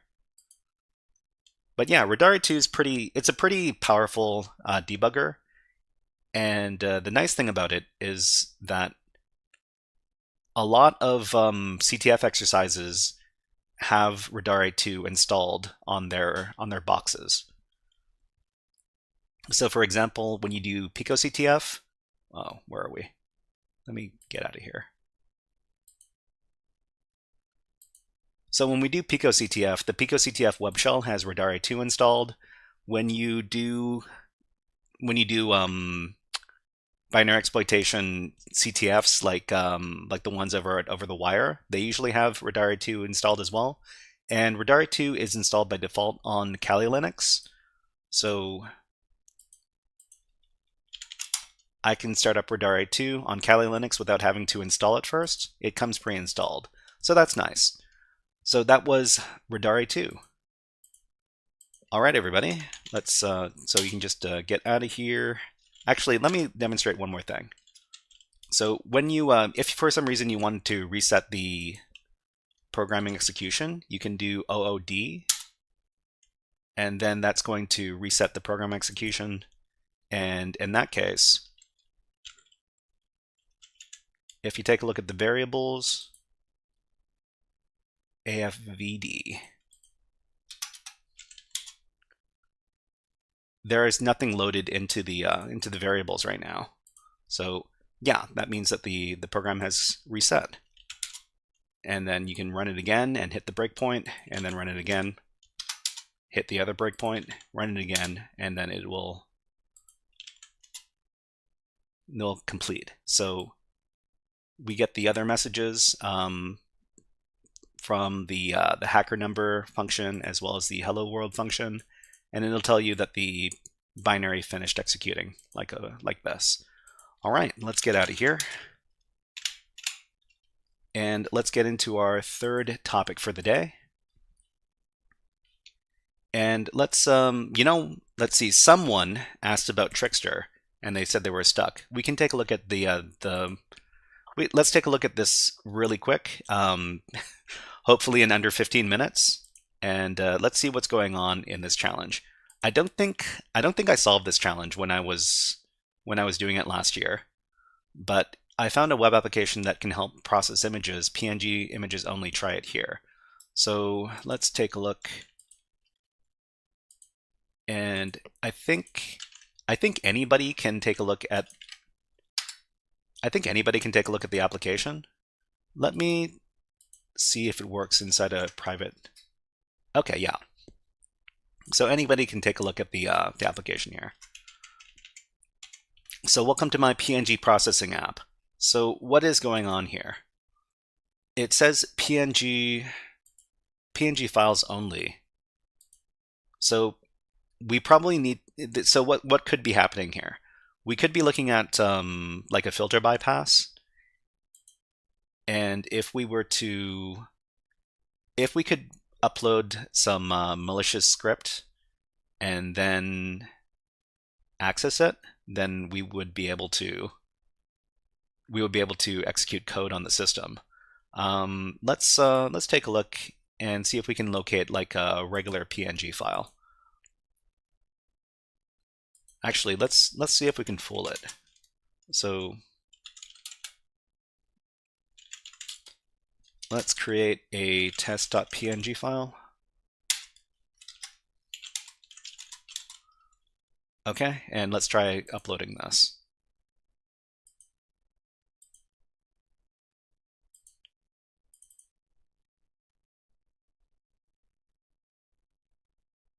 Where's the temp directory here? Okay, let's try uploading this. Filter bypass, MIME type, or EXIF tool to add PHP web shell to the image. EXIF tool. Huh. I didn't know that you could use EXIF tool to add PHP web shells. Do you have an article or something that I can look at regarding that, Cybernerd Dante? Thank you. Let's try uploading it. Okay, the file is not a valid PNG image. So it might be checking. It might be checking with magic bytes, or it might be. Okay, let's get a legitimate PNG image. PNG. Simple PNG. Okay, hopefully this is a PNG.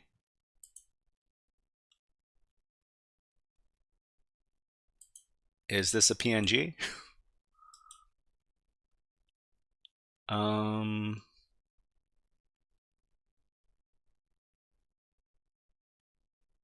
Hold on.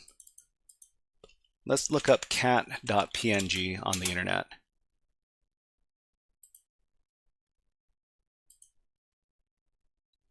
So the question is this a PNG?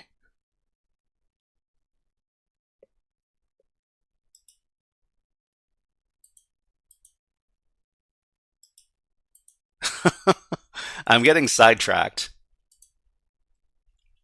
Anyways, let's PNG sample. Actually, you know what's a good place to get PNGs? Wikipedia. Wikipedia cat PNG. There we go. And let's visit the site just to make sure it's a PNG. I'm going to put this in a new tab. Okay, this is for sure a PNG. Let's download it. Copy the link, and then wget that thing.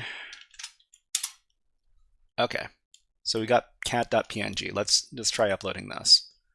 Actually, you know what? Let's record this in burp, because if you didn't record the web traffic, did you really do it? Okay, start up burp. We're gonna put the web application in the burp proxy, or in the burp browser rather, so that we can capture this web request. So this is a little bit more my speed. This is not taking a look at debuggers, which is not my speed. But you know, if you want to learn about binary exploitation, you have to go outside your comfort zone. All right, so let me grab the web application, which is over here. And we got a limited amount of time to solve this challenge, about 15 minutes, I think. Okay, let's upload a file. Whoops. cat.png. Did it upload? Okay. File uploads successfully and is a valid PNG file. We shall process it and get back to you, hopefully. That doesn't that doesn't fill me with hope, strangely enough. Okay, so we recorded the valid upload, so we can go over to HTTP history, and then we can go to our post request. So let's put this in the repeater so we can take a look at what's happening here. Okay, so inside of Burp Suite, we've got the post request. This is the PNG data. And let's save this. We can save this to copy to file to save this request, and then we can do some fuzzing against it. So we're going to name this file request.txt.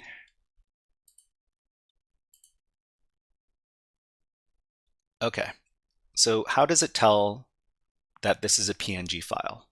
Is it because it says content type image.png?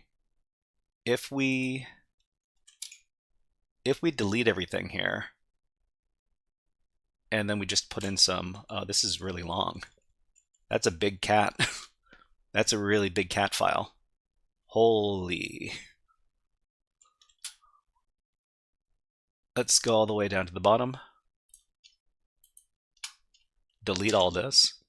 And let's just replace it with test data. And let's send this request and see if it actually still goes through. Okay, the response, it says okay. Okay, this gives the error message. The file is not a valid PNG. So it does look at the contents to check if this is a valid PNG or not. So it might be looking at magic bytes. So it could be that we could fool it by just including the magic bytes at the beginning of the code. So maybe if we include this portion at the beginning, this might fool the application into thinking this is a PNG file. So let's try sending this. Okay, so it does take the magic bytes into consideration when trying to determine if it is a valid file or not. The other problem is that we don't know where this is going to be uploaded to. So if we were to upload some sort of malicious file, we wouldn't be able to get the malicious file to run unless we knew where these files were ending up. So let's go ahead and let's try going to the uploads directory. You don't have permission to access this resource. So the uploads directory exists. And let's see if we can access cat.png. So not found. So was it called cat.png? Let me check.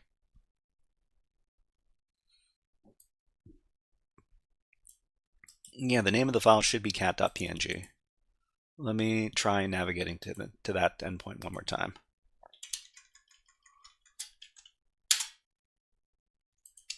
Okay, so we can access this. Great. And the other question is whether or not this is running PHP. So let's take a look and see if this is index.php. This is index.php, which means that if we can successfully upload some sort of web shell, then we can execute the code. So the question is, I've never.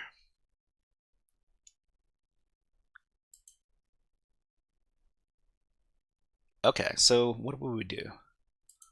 Let's get, so this section right here, this does count as, hold on. I'm going to copy all this stuff over here, and I'm going to include it in some sort of web shell file. So I'm going to copy that.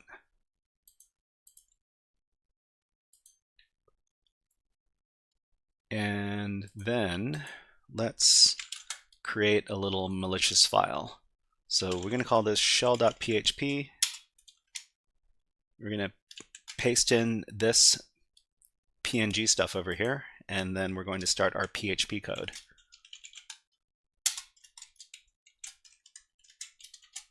And what does a PHP web shell look like?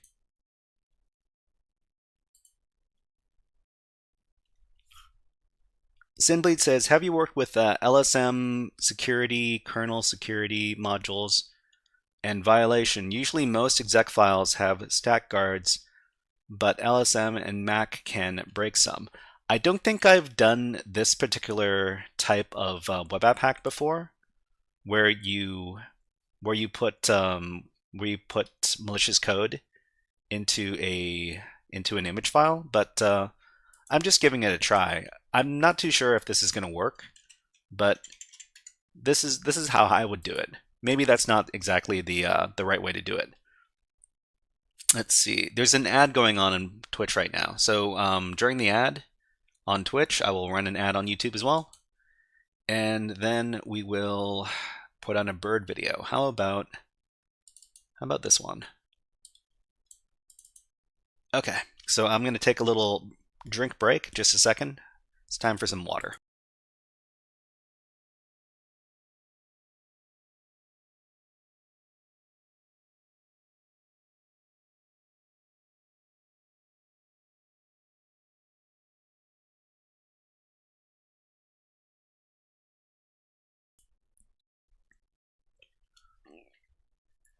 Deefus says, try to remove characters from the request until you fail to upload.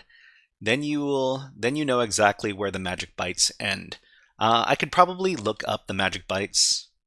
I could probably look up the magic bytes for PNG files as well, and just insert the magic bytes for the PNG. Let me try and look that up. Okay, Bird, I'm gonna have to put you away. Let's do a little research.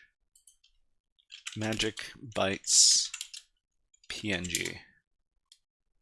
A list of file signatures. Okay, so let's look up PNG.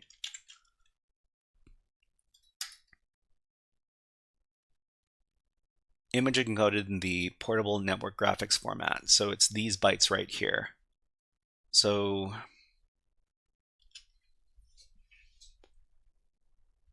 okay, so it's going to be 8950.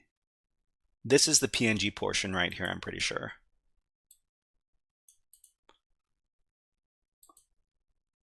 I think, yeah, this should be good. Unless something isn't working here. And let's just see if we can look up some sort of simple web shell. Maybe over here. Locate.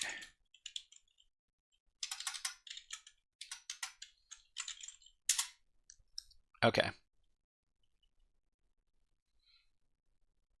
Yeah, no problem, Defus. Yeah, I understand. It's just that I'm gonna just try keeping it like it is right now. If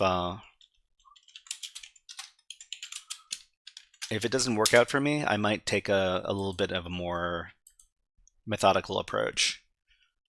So t backdoor php reverse shell simple backdoor.php. Let's try reading this.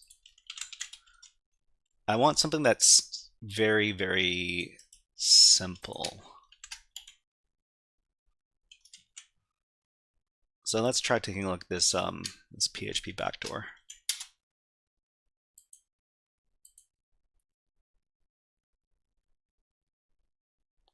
Why is this? This seems a bit complicated. Let me just look up PHP web shell one-liner.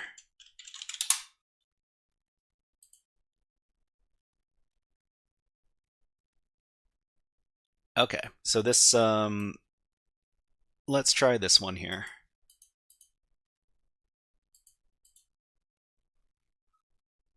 Okay, and then we were editing this file here. Oops.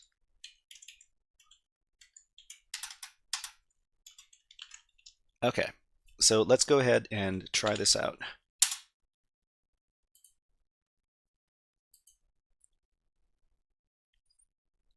I hope my web app hasn't elapsed yet. Let's go back to the challenge. So we've got 13 minutes remaining. Let's try uploading the file. So, oh, it's also looking for the Let's try uploading all files. File name does not contain .png. Okay, so we can get around that by trying to double barrel it. Ronan says, you can also add the PHP code in the burp request below, the part that already worked. Oh, that's true. That's true. Yeah, let's try that. Okay, so let's get that code.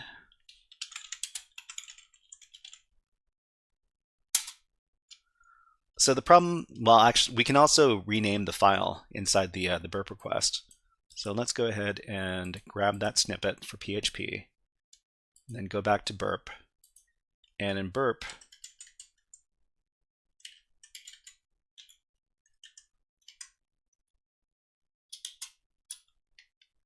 we can insert our PHP code here, and we can rename our file. We're gonna try double barreling it. So cat.png.php, and we're going to see if this works, because it looks like it's also checking to see if there is the .png in the file name. So let's send this, and we get the response. File uploaded successfully in its valid PNG format. Okay, so we can go ahead and try to access the file. So we would go to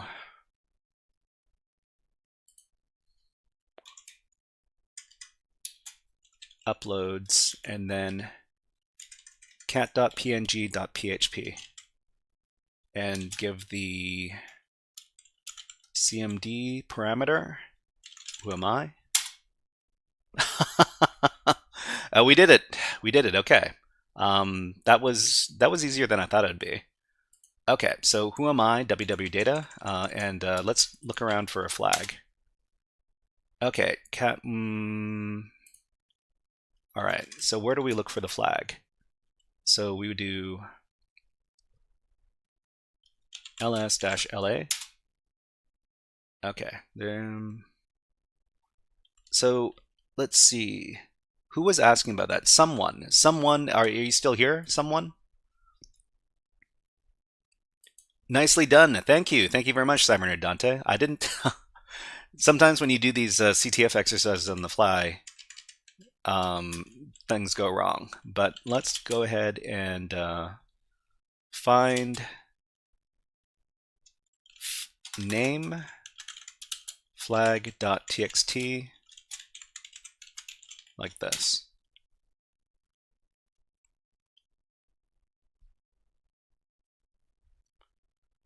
Okay, so nothing came back. I think it doesn't like some of the. How about Okay, so where is my flag?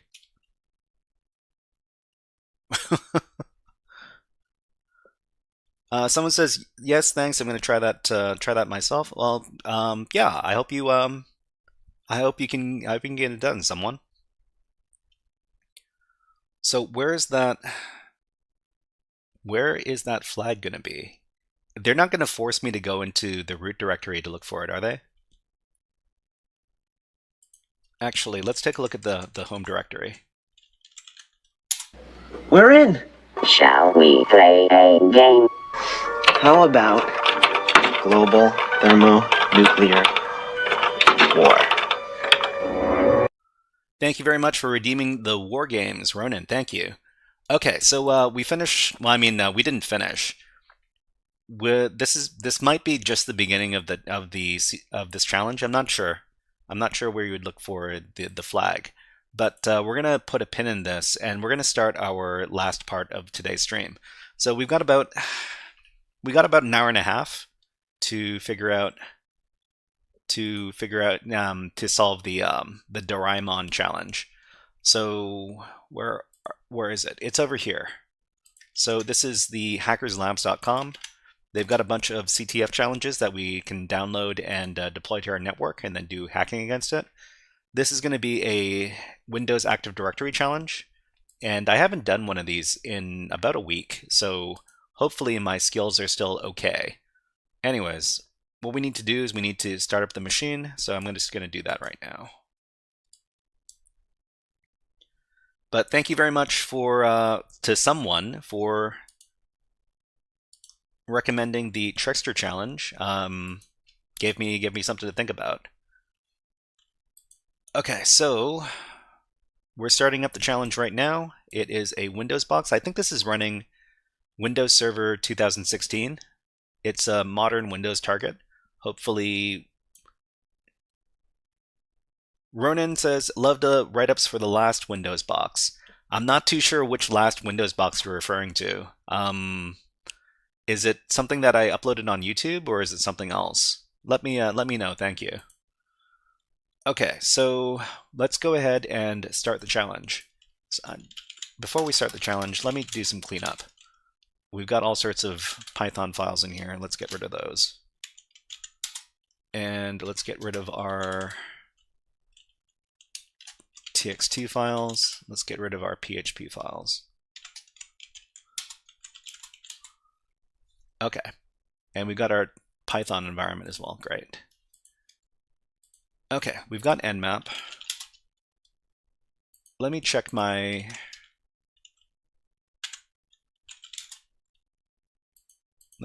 terminals here, just to do a little bit of cleanup. All right, I think we're ready to go. So the first thing we need to do is we need to locate the machine on our network. So we're just going to run a nmap ping sweep to figure out where on the network this target is. So I think we are the number 4 machine, and our target is the number 5 machine. So we're going to run another nmap scan to figure out which ports are open on the target. So this is not recommended. This setting right here is not recommended, but it does get the job done really fast. So this is a minimum number of scans to run per second against the target. In this case, it's 10,000. Pacharan. Oh, did I finish? I don't even remember if I finished Pacharan or not. I think I did. Wait, let me look that up really quick. Did I finish Pacharan? That was the Hacker Labs again, right?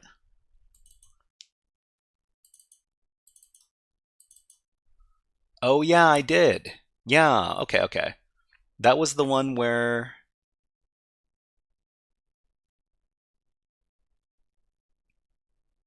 that's the one where we have to exploit more SE impersonate stuff. Yeah, thank you for reminding me of about that, Ronan. Thank you. Okay, so let's run this nmap scan and figure out what's going on.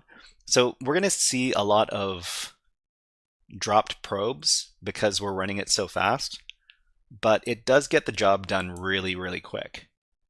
So what is happening? This is a Windows Active Directory box. So we do see a lot of common Active Directory ports open on the system. So 53, 53, 135, 139, 445.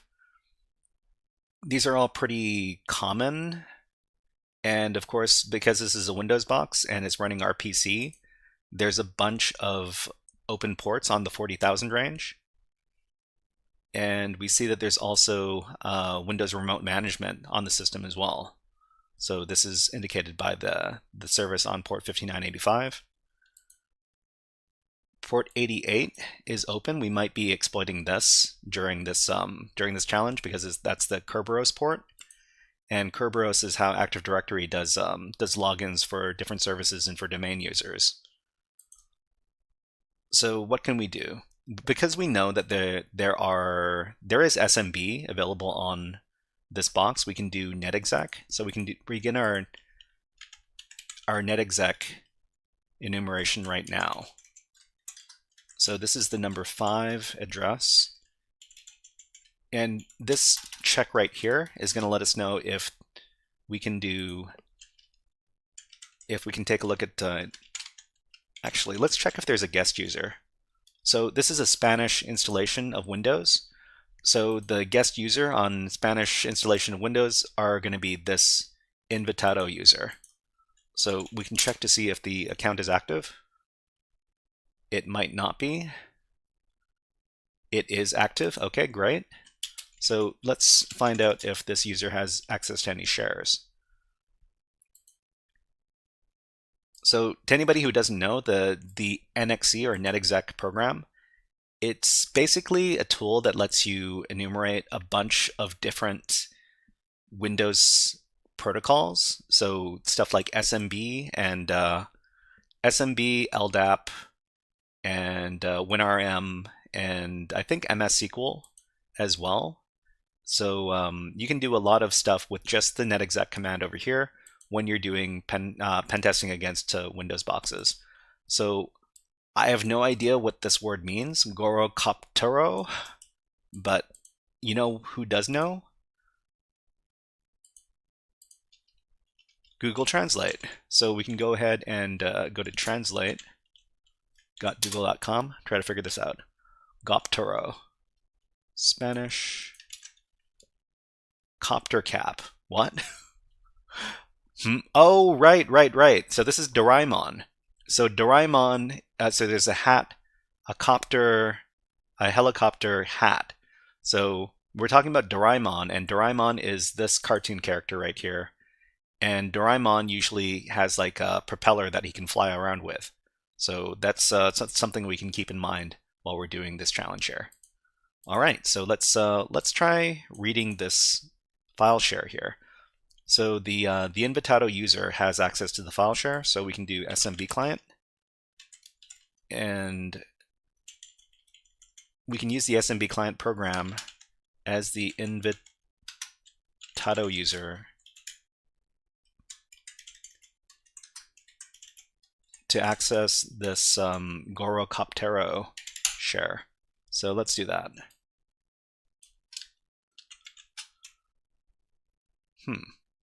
Okay, I wonder what's in here. So we find this file here. I've no idea what this, what does this word mean? Kedadawapa?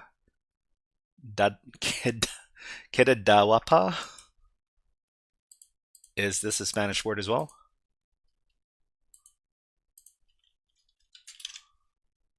Nope. Beautiful meeting. Can somebody confirm that for me? Who speaks Spanish? Let us know. Anyways, let's get this file and let's read it. Okay, and it should be in here now. Let's read the file. Oh, okay. This is I'm going to have to translate all this. So it looks like some sort of conversation between Doraemon, Nobita, Shizuka, Tsuneo, and Higante. So these are mostly characters from the Doraemon cartoon, except for I don't know if there's a giant in Doraemon. But anyways, let's translate this. So it seems to be some sort of script. Okay, attention, Estepona's dorayaki 1 special group. Hey guys, how about we go to eat dorayakis today? I love dorayakis, but where are we going to get them? There's a new shop. There's something new. I want them to be huge and have lots of filling. If not, I don't mind going. Okay. So what can we get from this text over here? So we could probably try all of these names as users on the system. So let's go ahead and copy all of this to a file. So nano, we're going to call it users.txt. Let's paste this all in. So the users are going to be, actually dorayaki 1 is interesting as well. And Estepona, these could be passwords. So I'm going to copy these as well. Let's create a pass.txt file, and then let's pass these on as potential passwords. Where are we? Here.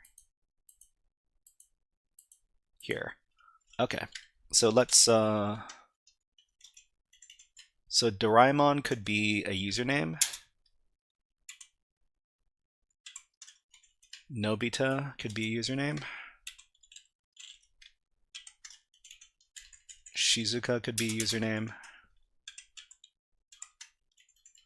Tsuneo could be a username. And Higante could be a username. So that's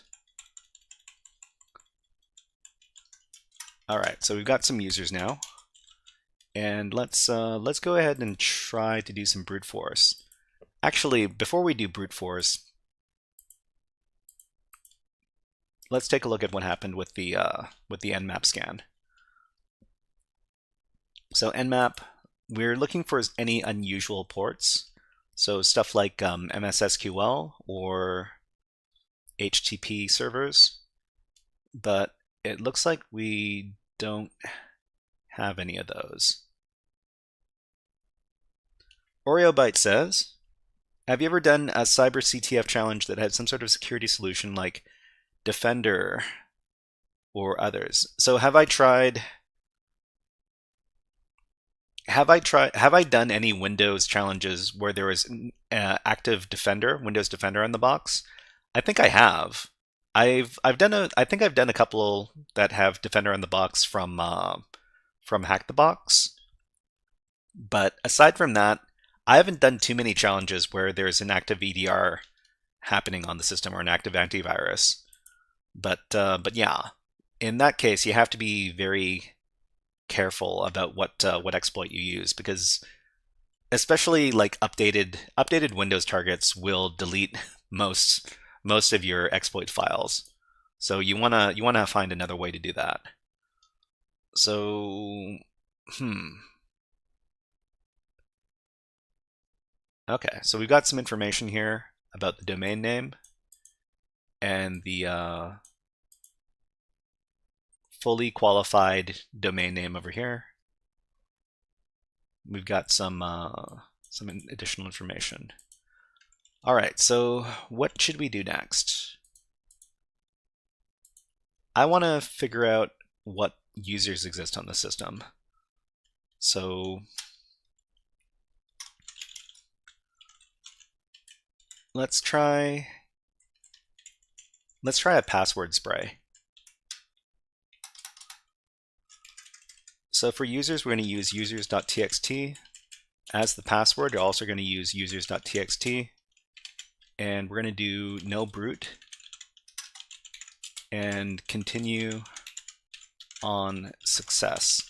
So this is going to do a password spray where we're going to try to use the usernames and the passwords as the same file over here.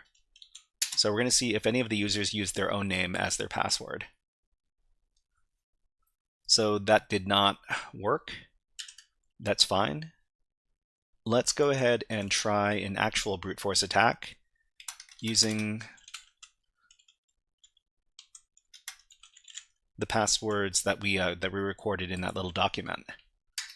So this is an actual brute force attack. Oh, we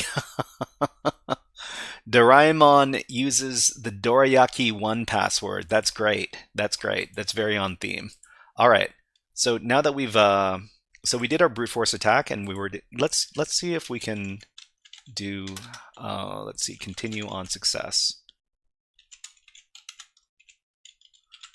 Let's see if we can get any other credentials through this process. Okay, so Doraemon Dorayaki1, that's valid. All right, so now that we have a valid username, we can do a lot more enumeration. Yeah, Sirener Dante says, I did it. Yes, I did it. Yes, it was did. It was did. Anyways, let's go ahead and use this combination here. So it's Dorayaki1.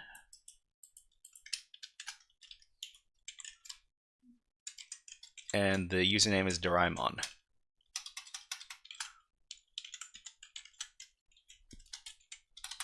So let's confirm that this is a valid user. So that's confirmed. Let's see if they have access to the WinRM service. If they do, that's really good for us. It couldn't be this easy, could it? All right, so this user that we found, Doraemon, they have WinRM access, which means that we can log in. So let's hold off on logging in for just a bit. Yeah, they've got WinRM access. I mean, that means that we can do evil WinRM, right? Let's call this terminal evil WinRM. And let's give it a fancy color. How about this one? How about... I used up all my colors. How about brown then? Okay, so evil WinRM. We can log in as Doraemon. So it's 10, it's 5, it's Doraemon and Dorayaki1.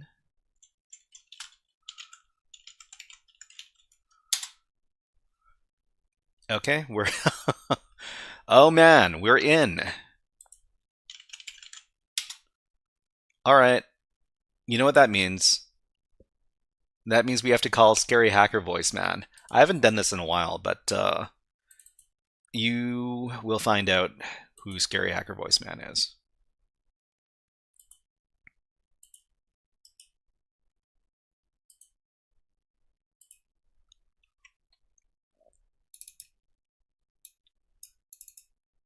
Hey everybody, it's me, Scary Hacker Voice Man. Scary Hacker Voice Man comes out every time we break into a server, and we just broke into this one. Well, Mr. Doraemon Administrator, it looks like you put your password in a text document that was available to the guest user. That was a big mistake. Well, we managed to figure out that this was the password for the Doraemon user, and that they are a user in the WinRM group. And now, well, maybe you understood about these security flaws, or maybe you decided to accept the risk. You accepted the risk, and now, now we're in.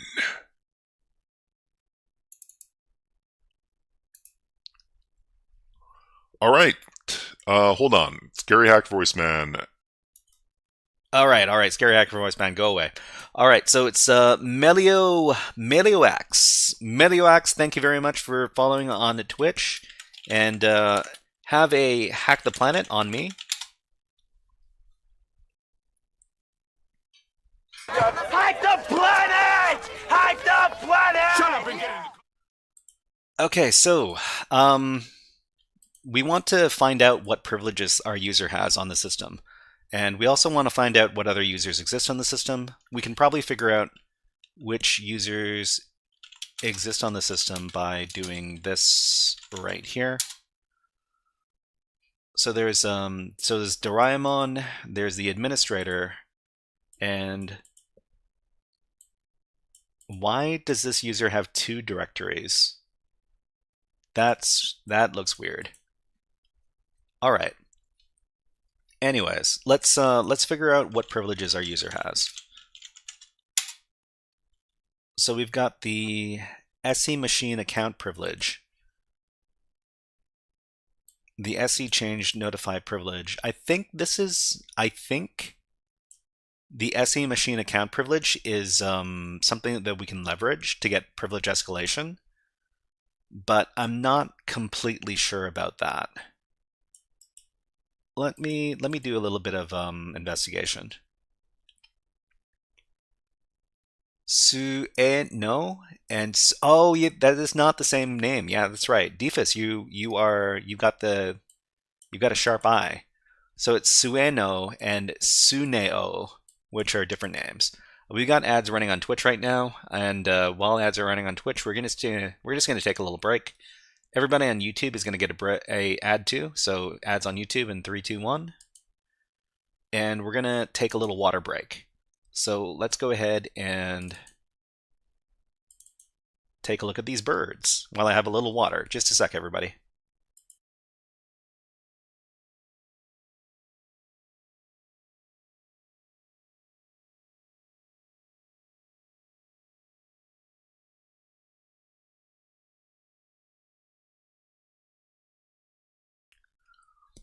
Gaming P2Y says, good evening. Good evening, Gaming P2Y. Nice to see you here. And Simon Dante says, it's bourbon time. It's Bourbon time. Yeah, it certainly is. Simon Dante says, it's a cool one. Yeah, that's a cool bird. And let's see if we can get a... if you can just make out that there's a bird over here. I think it flies over in just a second. Come on over, buddy. Here we go. So this is this is a dark-eyed junco over here, and this is a varied thrush. So varied thrushes are very, very shy birds, and you usually don't see them very often. They don't like people very much, but during the winter they will come to bird feeders, and yeah, just it is a beautiful bird. Anyways, let's put the birds away. Shabala says, "Burb, yup, certainly is." All right, let's handsome burb indeed. Thank you. Okay, so let's figure out if this privilege can be used to get elevated privileges. SE machine account privilege. It certainly sounds like something that's very important. Let's try looking on Hacktricks. So to anybody who doesn't know, the Hacktricks website is a very good resource for learning about hacking. All sorts of different technologies. Let me grab the link for anybody who doesn't know about it.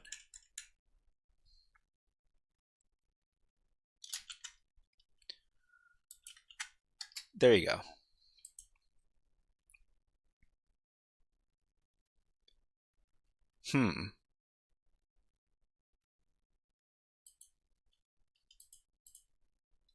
Is this not a special one? Tigrail says, good day, everybody. MC25, when did they drop the XYZ domain? You know, that's a good question. I think it must have been very, very recent. Either that or I'm on a spoof website and I'm about to be hacked. Who knows? Let's that's a cat. That's also a cat. These are more cats. Hold on. I'm just trying to clean up my tabs a little bit. Let's see. I'm looking for SE. What is it called again? SE machine account privilege.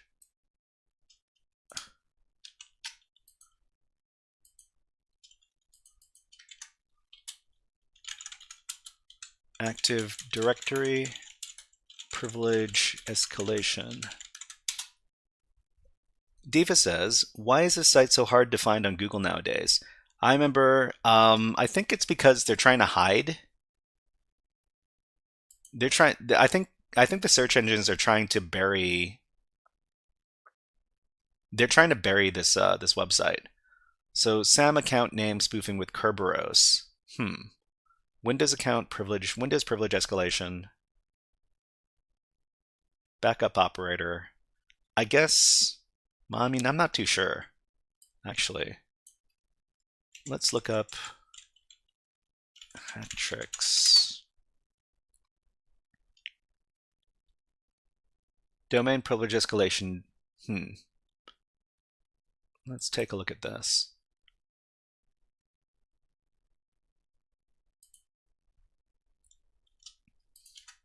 What is the name of the privilege one more time? It is SE machine account. Okay, so we can search for that. SE. Okay. So check who can add computers to the domain. So I guess this is what the privilege does. We can add computers to the domain. That doesn't exactly help us out very much, or does it?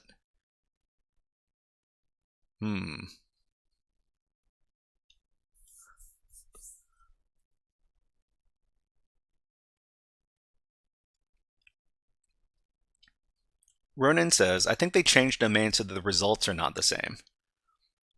Maybe. Select user to impersonate. So can we?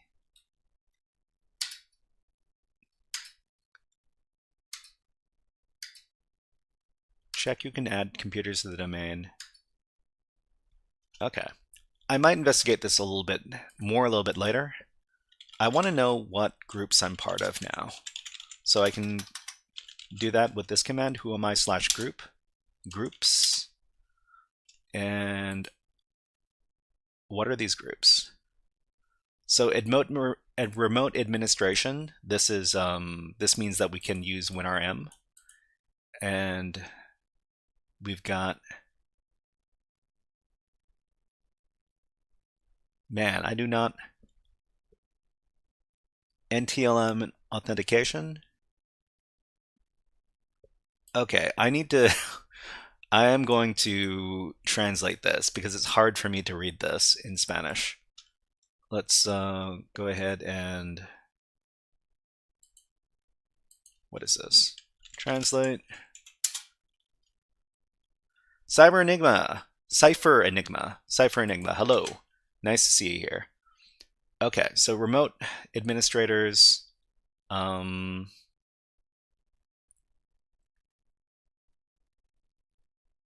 Remote administrators, user alias, previously compatible Windows 2000 access.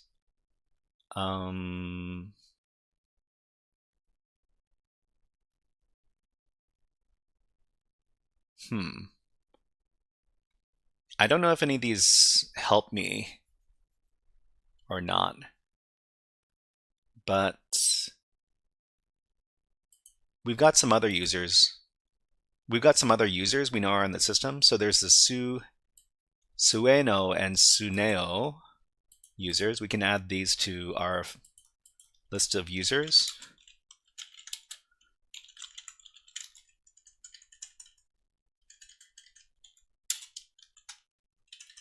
Okay. PowerShell history. You know, Ronan, that's a good idea. We should probably search and see if there's some sort of PowerShell history for Doraemon here. Where is that? Actually, let me take a look at my own.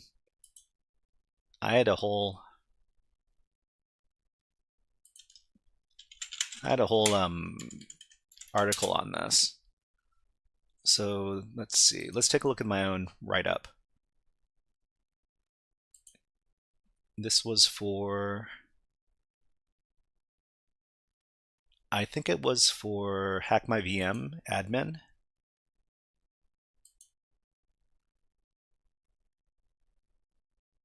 No, it was for Volnix admin.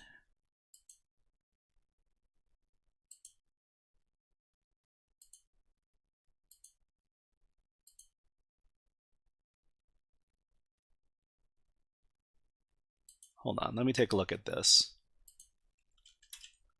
Okay, so PowerShell command history. So there's going to be the user's username, app data, roaming, Microsoft Windows, this. Okay, let's go ahead and try reading that file. Also shares and users. Okay, so what do we got? So we was type C users Doraemon.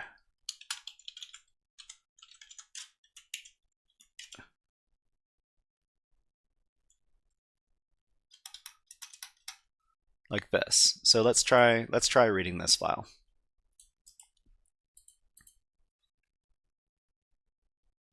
Evil worm, okay.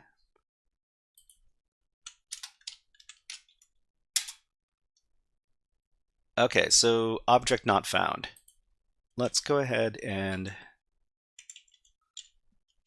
see if that directory exists. The directory probably exists.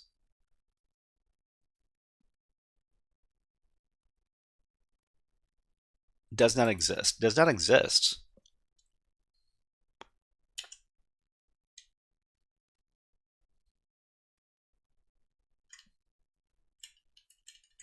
Let's see if it exists up to here. Okay, this exists. This exists. This does not exist. There's no PowerShell directory, so I can't read the that history. That's fine. Okay, let's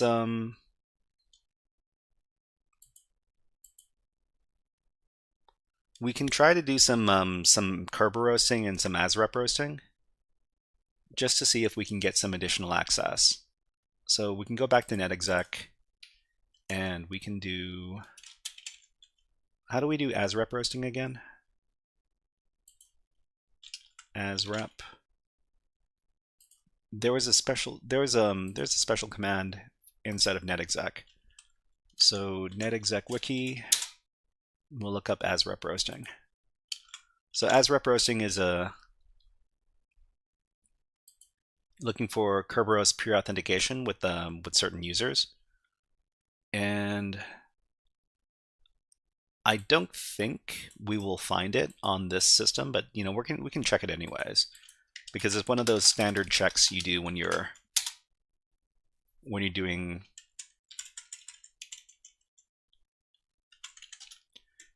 Is this SMB or LDAP? I think this might be LDAP that we have to do.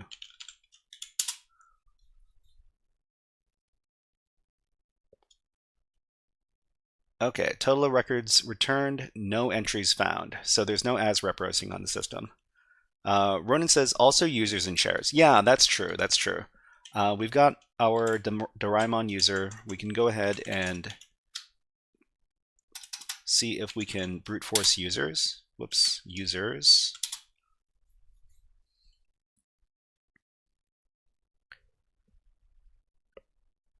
Okay, so it looks like these are the ones these are actual accounts.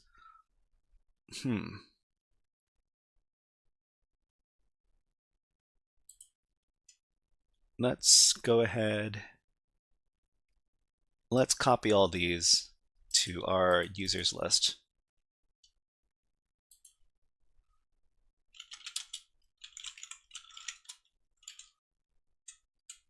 So some of these are going to be repeats. So we know there's an administrator. That's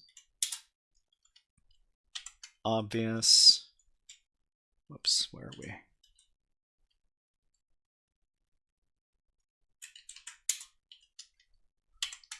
We've got our guest. Actually, we're not going to worry about the guest account. And we're not going to worry about the Kerberos ticket granting ticket account either, or the default account. We've got the Doraemon one. We've got the Nobita one. We've got the Shizuka. We've got the Higante. And we've got this one as well. So we didn't get any additional accounts with this. I guess it's good to put the administrator up on here as well.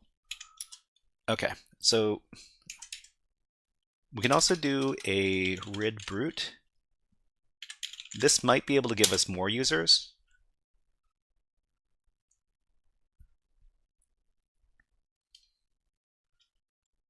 Okay, so it doesn't look like there are any additional accounts that we get through this. That's fine. Let's see if the Doraemon user has access to file shares.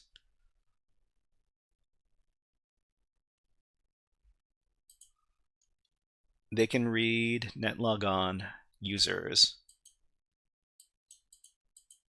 They can do the sysvol and the netlogon. I don't think I've never seen anything in these. I've never seen anything important in these file shares, but I can check them out anyways.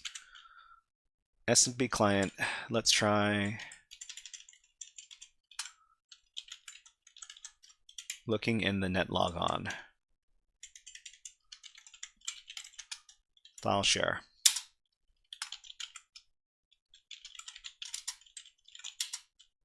Yeah, there's nothing here.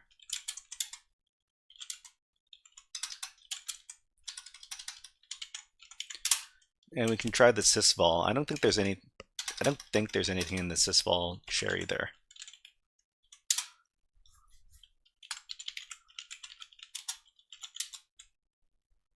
Doraemon.thl. That's a directory. Oh, we can try accessing it.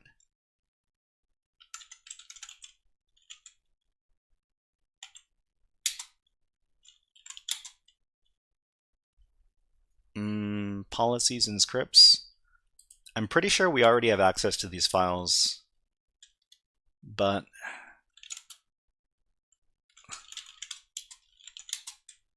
nothing in the scripts directory.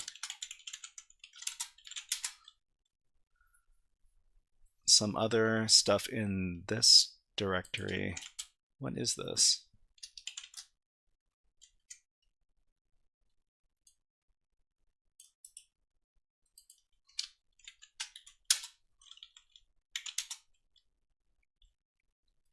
Machine user.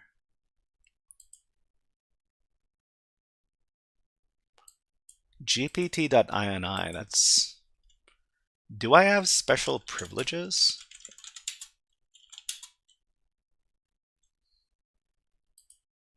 Microsoft registry.pol.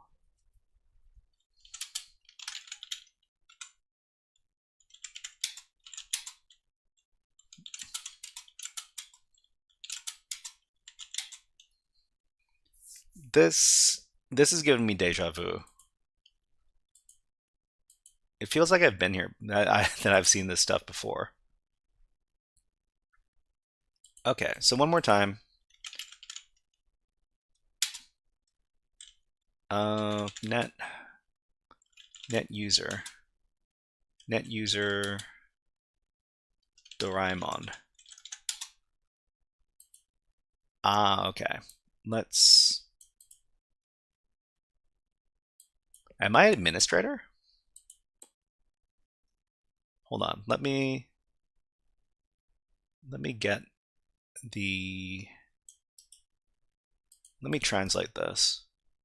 Am I just an administrator user? It can't be that simple. It cannot be that simple.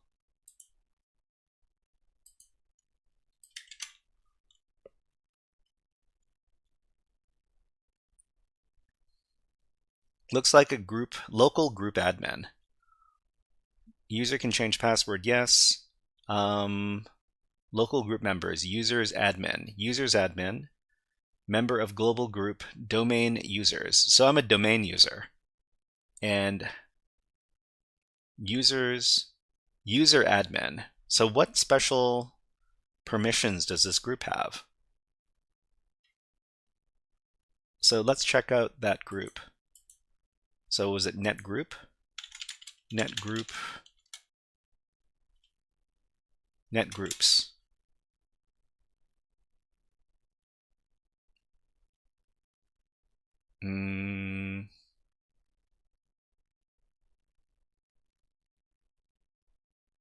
Wait, what is... We're part of usuarios de administrar.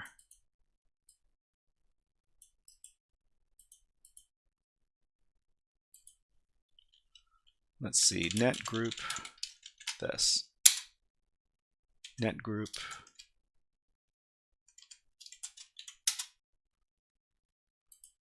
Is this not the command to get information about the group?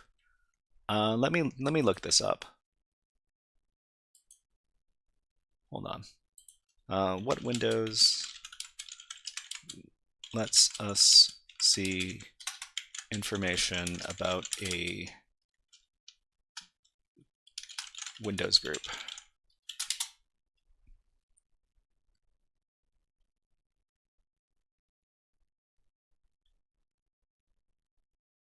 I should probably be using ChatGPT because DeepSeek is slower. So net local group. Okay, let me try net local group. Net local group. This one.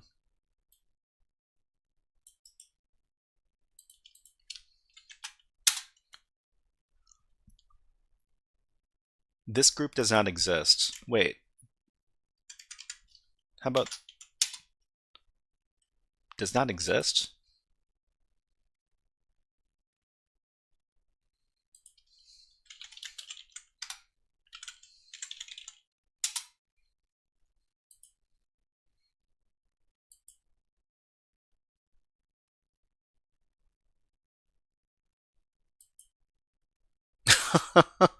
There's a group called Dorayaki. That's funny. Okay, let's see. How about we get information about this Dorayaki group?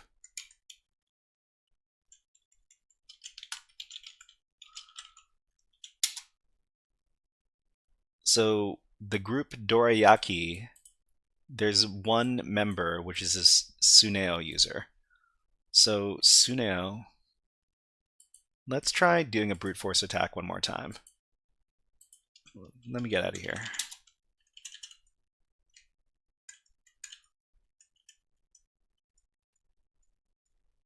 And I actually want to do some Kerber roasting as well.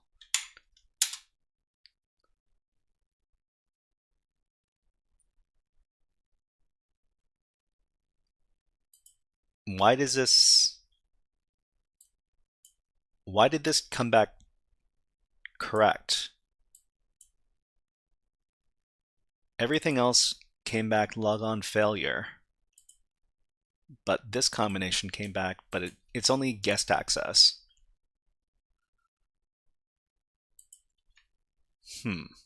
That's unusual. Okay. Let's do that Kerber roasting now.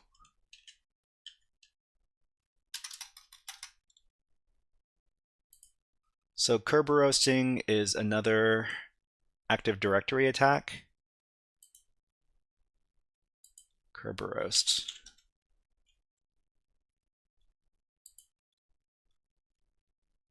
And Kerber roasting can give us the Kerber roast tickets for certain what was it? What are they called again? Service accounts. So let's see if we can do some Kerber roasting on this target.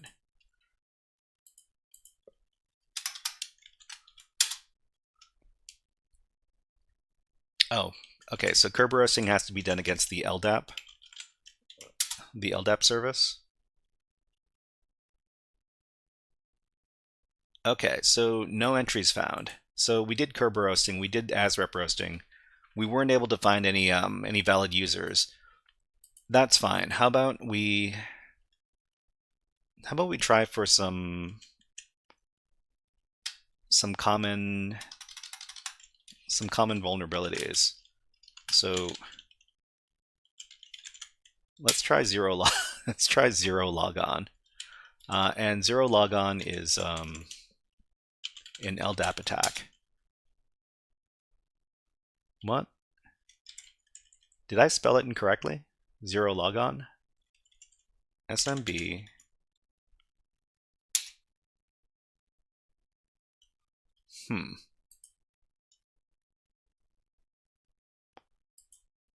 Let me check. There's a zero logon. Did I? Maybe I need to. Yeah, I need to use a lowercase z. So let's.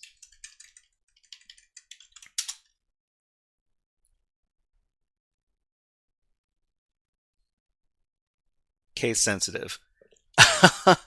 It couldn't be actually vulnerable, could it? It couldn't actually be vulnerable. If it was actually vulnerable, then I would be really, really sad. Because I found zero logon on all of the machines for the HackerSlabs, all of the ones that for Active Directory that I've done so far. And if this one is also vulnerable to zero logon, then I'll be very, very sad. I need to check just to make sure. So this is what I'm going to do. I'm going to use the forbidden. I'm going to use the forbidden platform, and the one that we can't talk about. Oreobyte says MC25 says it's case sensitive for Windows. Sometimes Windows is case sensitive, and sometimes Windows is not case sensitive. Oreobyte says zero logon was 2020 and 2016 probably. And Shabala says that which must not be named. That's correct. We cannot say this word too many times, or else they will demonetize my YouTube video, and then I'll be very sad. Okay, so zero logon uses the Python script. Zero logon. I guess some exploits could use the Python. Or wait. Oreobyte says, really? I'm not too sure what you're referring to. Yeah, no. If you say certain words too many times during your live stream, the algorithm, the AI algorithm, will pick up on it and it will demonetize your video. So I have to be very careful. I have to play the game on YouTube. So I'm just gonna I'm gonna look this up. Search zero logon. Use zero. Yeah. This is probably the same exploit that we're talking about. Diva says, have you ever done unquoted service path prevest? Yes. I've done it for maybe 1 or 2 boxes. And I don't know if I've uploaded those videos yet. But it is a fun, unquoted service path is a fun little vulnerability. But let's show info. Oh, show options. Let's go ahead and I need an NB name. So the server's NetBIOS name. So the NetBIOS name is this.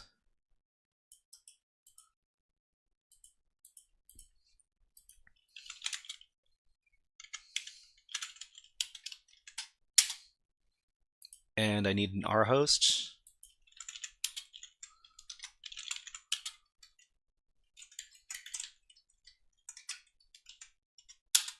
I need to set, and that's all I need, right? Okay, so let's run the thing.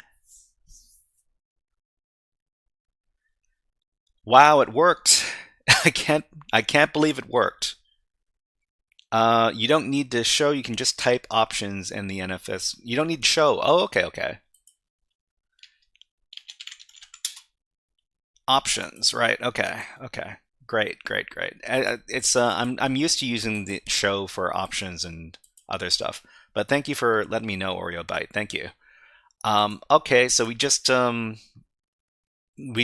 the machine count to empty, and so we can do, what was it? What is the attack that we do? Let me go ahead and talk about this. So this is probably not the intended path. DC sync, right, right, we can do that. So there was I think there was a hack my VM box called 0, which is a bit on the nose, but it had this vulnerability. And we can talk a little bit about this. So this is the 0 long on vulnerability, and it's a Windows exploit which allows an unauthenticated user to communicate with an Active Directory domain controller and change the DC computer's account password. OreoByte says, at least fix the domain when you're done. Reset the machine account's password hash. I don't think... So first of all, I'm going to try to exploit it using... and that word, you're not allowed to say the E word. If you say that word too many times, I might get flagged by YouTube. The EX word, that's one thing that we can't. And the thing is that this isn't because they're flagging it because I might be talking about people to EX people. And anyways, it's really dumb. Okay, so if we come across the Windows machine with an Active Directory running, this is one of the first things that we should check. We've got ads running on Twitch, so I will also run ads on YouTube now. And let's look at some birds. How about these birds? Actually, wait, I haven't done the bird bath today. This is easily one of my favorite. Okay, so please enjoy the birds, and I'll have a little drink. Just a second.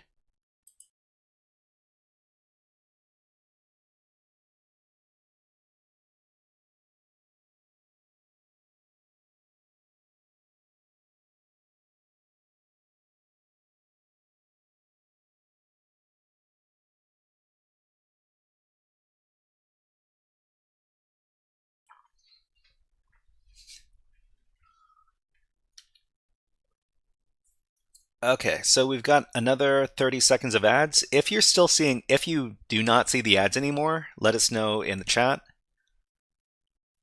And actually, this is a good opportunity to run the desert frog. Why does the bird eat his friend's foot? You know, these baby birds, they don't know very much. Oh, you can skip ads by using picture-in-picture on Firefox. That's a good little trick. Thanks for that little heads up, thank you. Okay, so before we go on, let me know if this is still too loud. So I'm trying to get a good volume for the Desert Frog redeem. Is this too loud?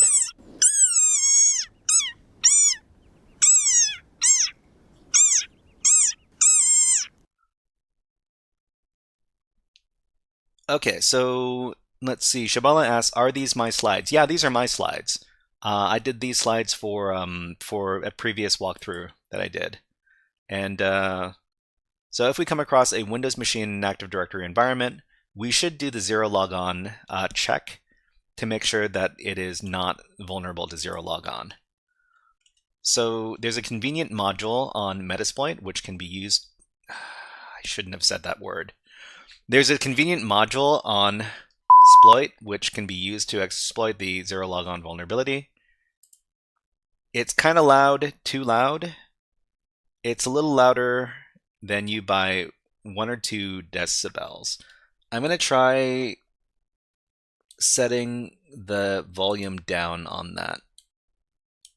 Okay.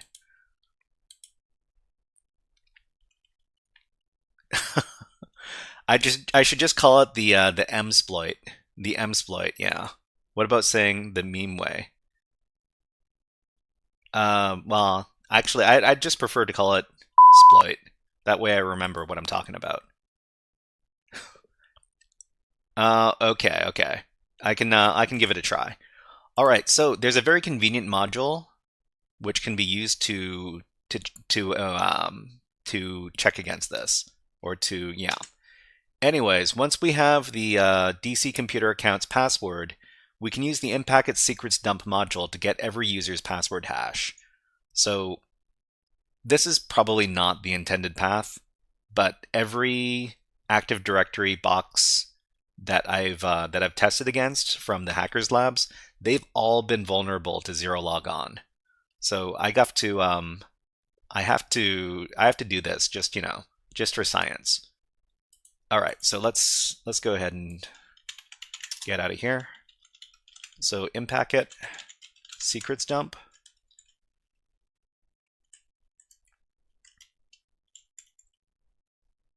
The computer account should be this.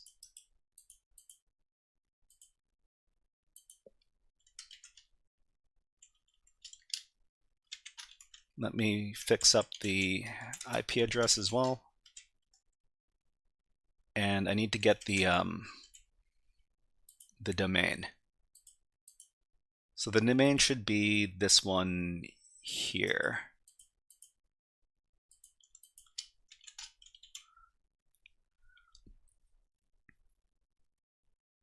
Ronan says, there's one more path. Yeah, Ronan says there's one more path. I don't doubt there's one more path. I'm pretty sure that this is an unintended path. I just wanted to do this one, just so that it can say that this is vulnerable. So we got the administrator's password hash here, so we can pass the hash, and then we can probably get access. So let's go ahead and try using the administrator password hash.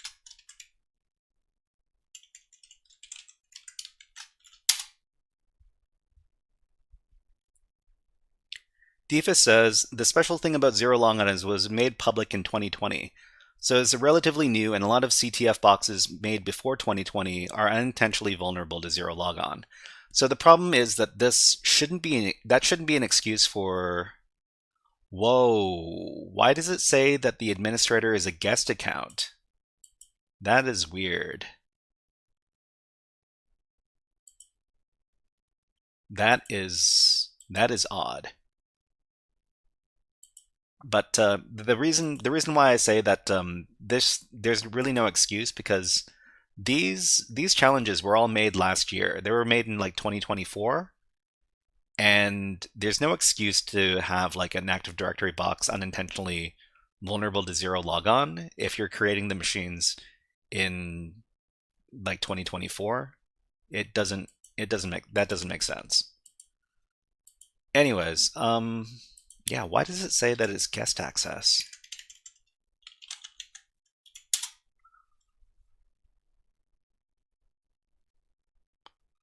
We don't have access as the administrator here.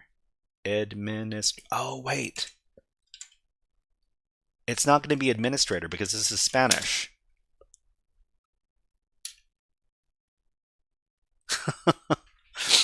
It's not administrator because it's Spanish, it's administrador.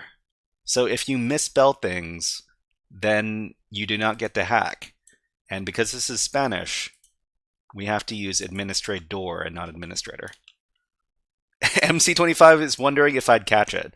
I've dealt so much with these Spanish Windows installations that I should know this. I should really know this. Did a French box that got me for a minute. Yeah, when you're not hacking against English systems, you need to be careful. So let's do evil winrm. Evil winrm as the administrator.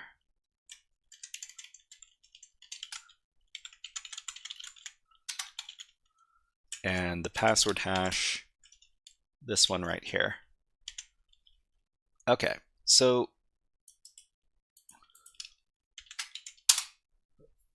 we can access the administrator as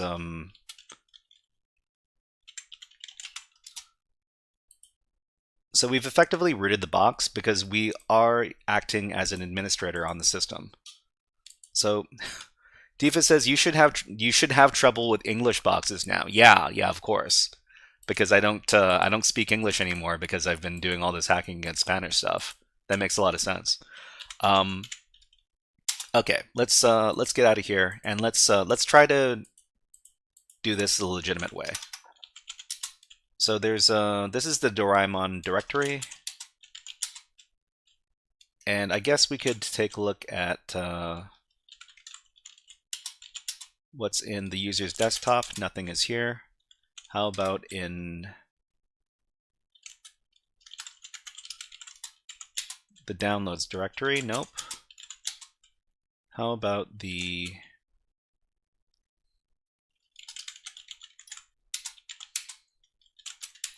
nothing in the favorites? How about in the links?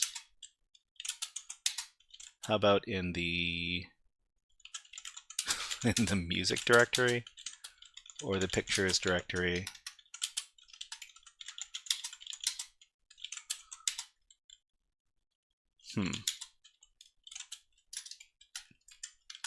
Saved games. Keep in mind, this isn't usually where I look.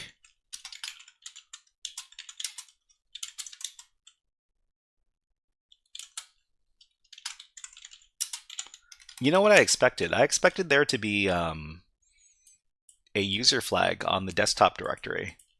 I'm kind of surprised there isn't one here.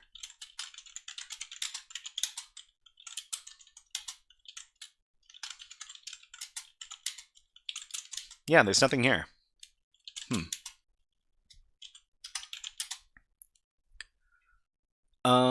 Okay.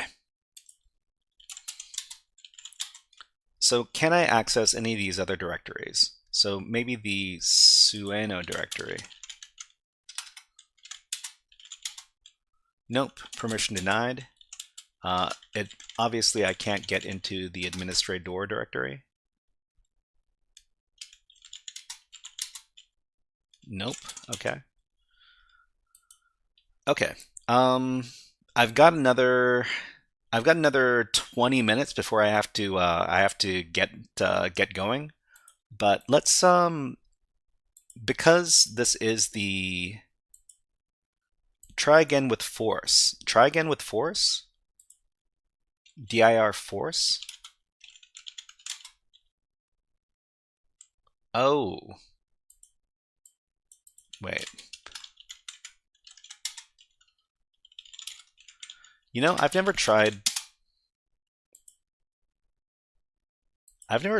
used this this version of the command before. So I guess this also shows you this is what shows you hidden files and hidden directories. Okay. So ntuser.dat, ntuser.ini,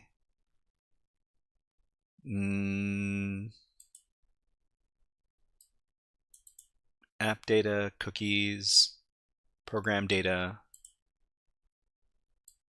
net something something.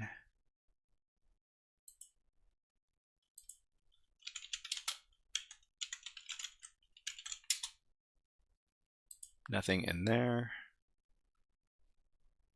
What is the, I know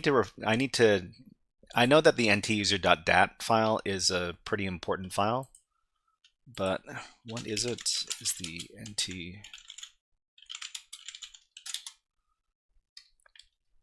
check the desktop. Okay.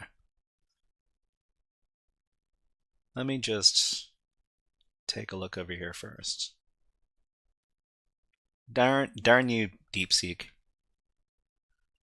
Oh, my monetization is still on. Thank goodness. I haven't been caught yet. Okay, so user preferences, application settings.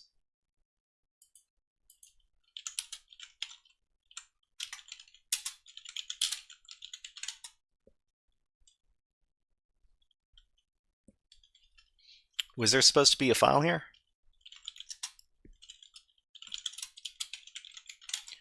Oops.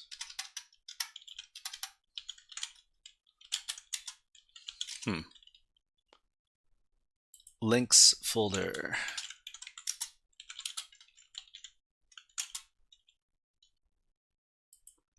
This is it's a hidden file. Okay, okay.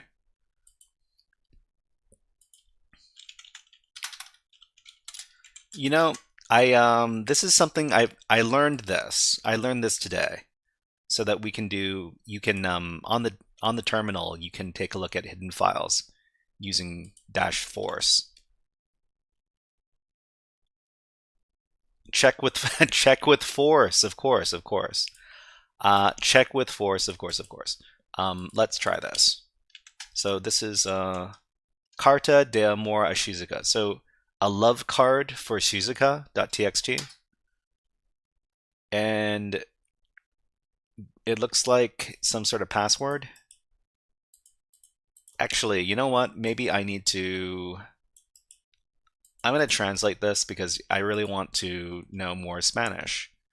How about...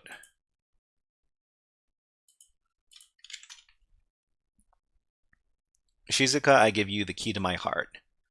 Shizuka, how do you pronounce this?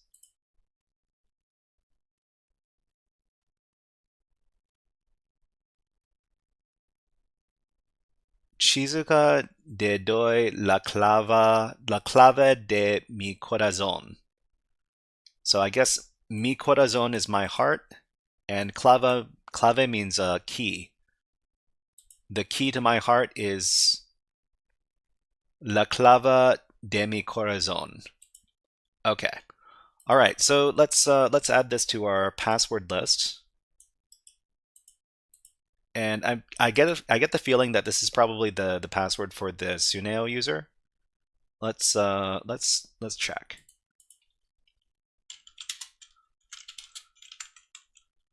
Actually, no. We just need to do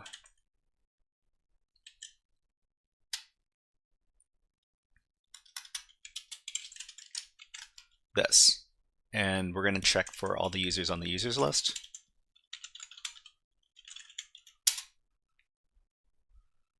Clave, la clave equals key. Chaos Zeus, hello, nice to see you here. Okay, so Suneo, right. So we saw that Suneo was part of a special group, and I'm not sure what permissions this user has, but let's see if they can. They do have WinRM permissions, great. So let's get out of the Doraemon user, and let's go into this Suneo user. And the password is what?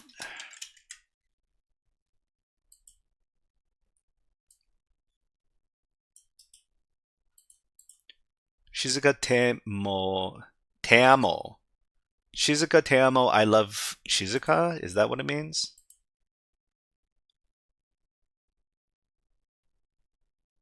I think that's what it means.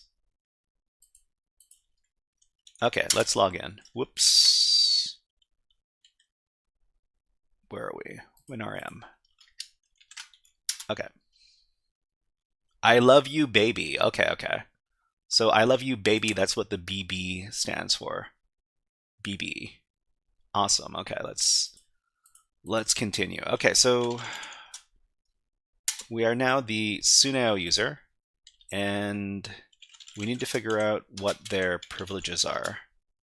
So they can do the same privileges as the other user. We'd also need to figure out what groups they're part of. So I remember seeing that they were part of the Dorayaki group. Let me translate this.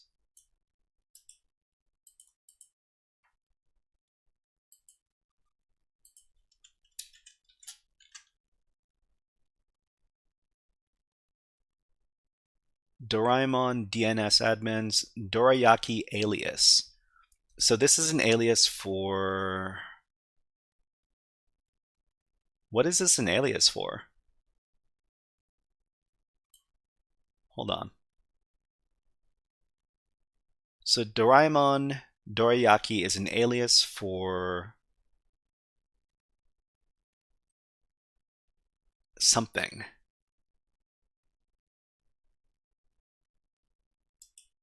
Okay, maybe. What is the alias of the Dorayaki group?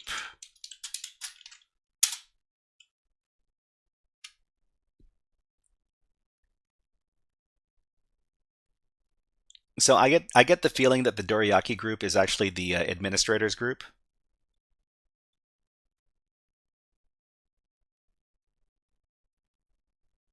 So mandatory group enabled by default, local group, NT LM authentication, right? So what is this? What is this SID?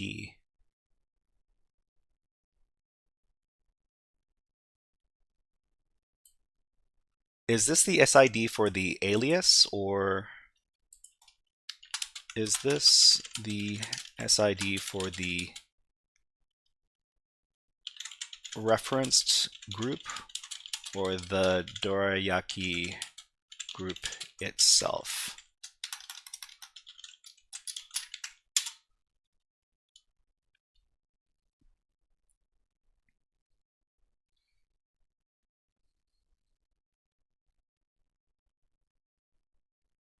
Okay, so this is a Dorayaki group. Now, how do I find out what the reference group is? How do I find out what the referenced group is? Actually, I guess you would do, what was it? Net groups, net local groups, Dorayaki. No. What would it be?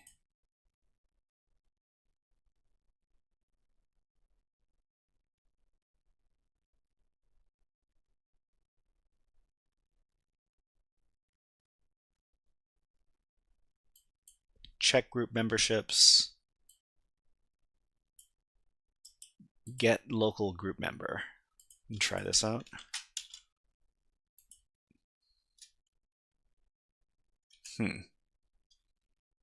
I wonder why this doesn't work.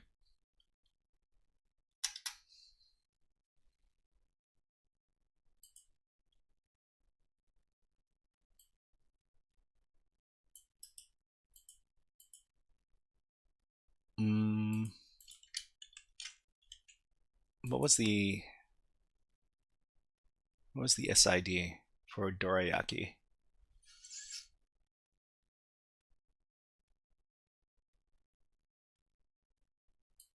This one.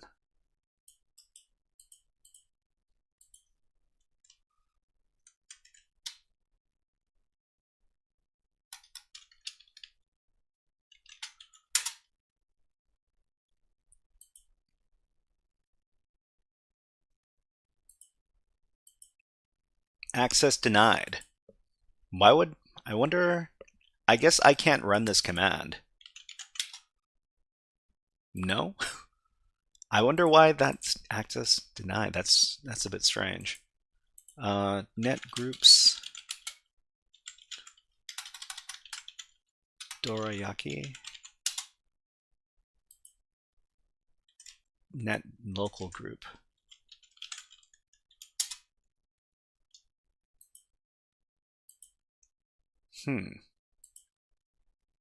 Okay. Check group memberships. Check the registry. Use third-party tools. Okay. I just want to use some command to get more info about the Dorayaki group. Thank you.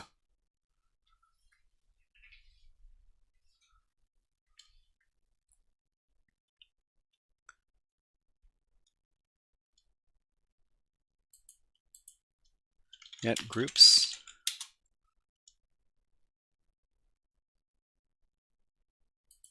So this isn't a, so there's no Dorayaki group in here. So this isn't a domain group. It's a local. This is a local group. This is a local group. Oh, maybe it's because I didn't use this this star in front. Okay, so net local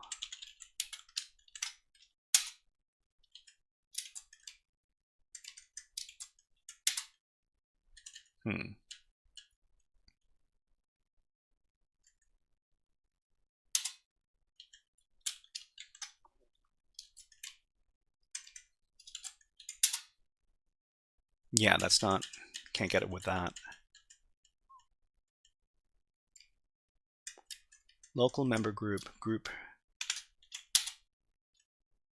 We can't find this.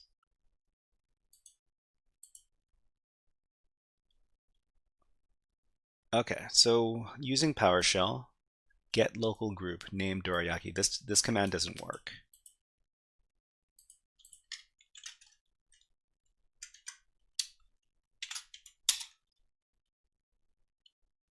Huh, this doesn't, I mean, the command works, but it doesn't return anything. That's weird. List member of the group, get local. This will list all members, include users and groups.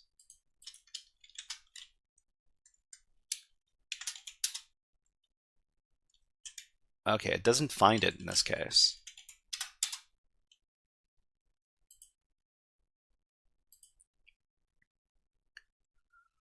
If you need the SID using the net command, so net local group. I think I've done this already. Okay, so we know that Suneo, which is our user, is in the group, but this is only group memberships. So there's no description of the group in this in the output here.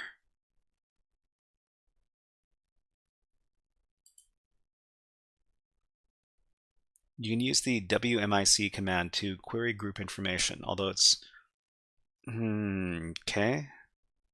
Net local group.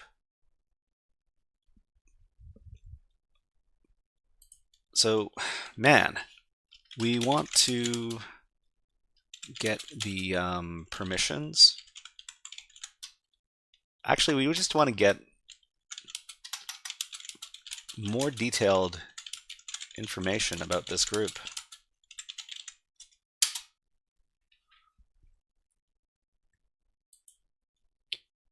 Maybe we can do RPC client. So that was another program that I've been messing around with. RPC client.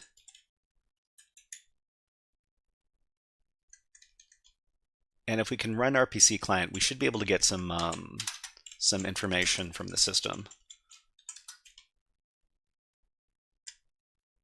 Ronan says hint. Yeah, I'll take it. I'll take a hint. I don't have very much time left.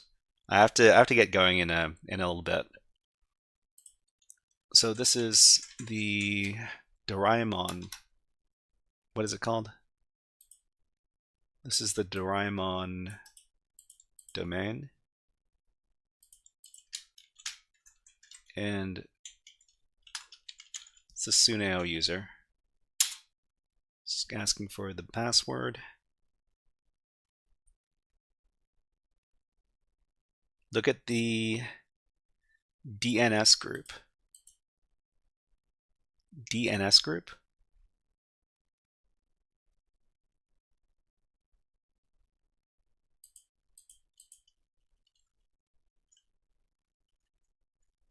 Okay.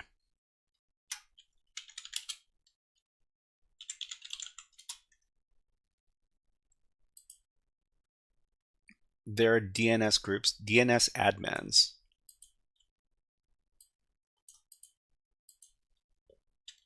DNS admins. So these are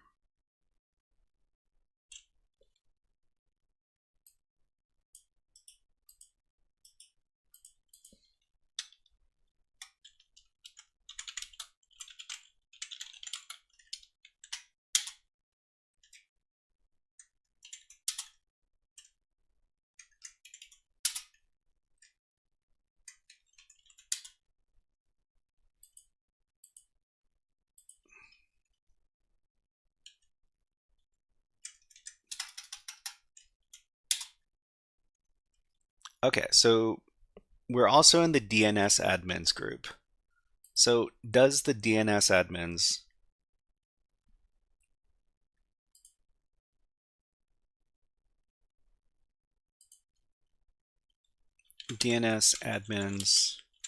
group Windows privilege escalation. DNS admins exploitation. This looks promising.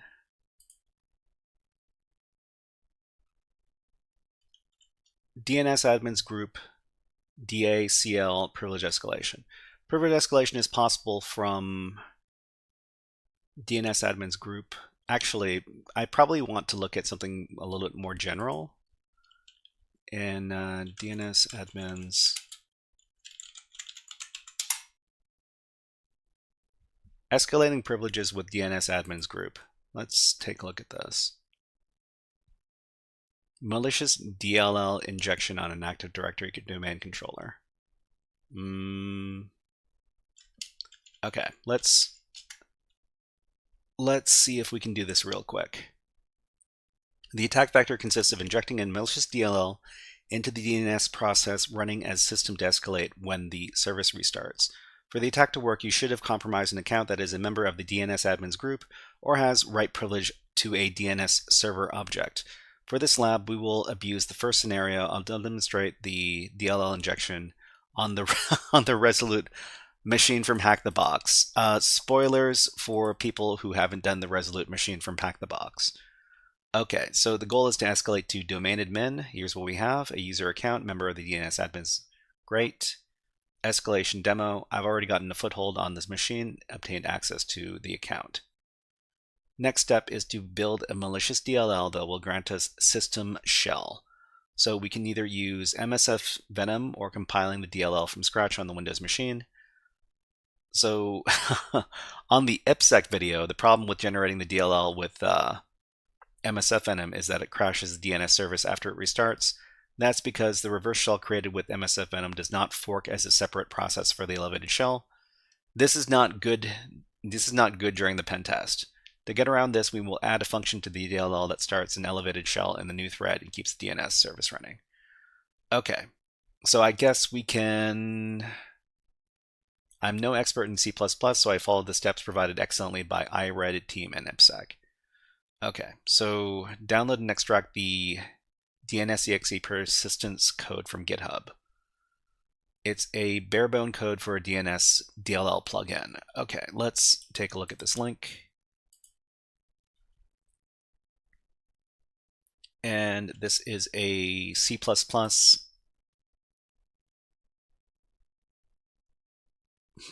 Do we need to copy? Do we need to have a Windows box to do this? If so, we might have a problem. We need to modify the code in a Windows machine to include our reverse shell. Okay, this seems a little bit... I wonder if I can just... So it said, what was the problem with using the MSF Venom? Problem with generating the DLL with MSF Venom is that it crashes the DNS service after it restarts. That's because, okay, we're just gonna have to do the MSF Venom version then, because it's a bit much to do some. Did someone say cross compile?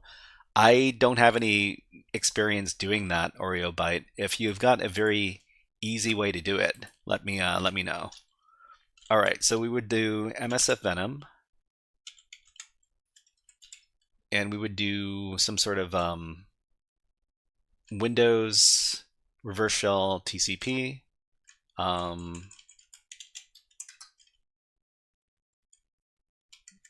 We would want a DLL. Okay. And then we would start up a reverse shell listener.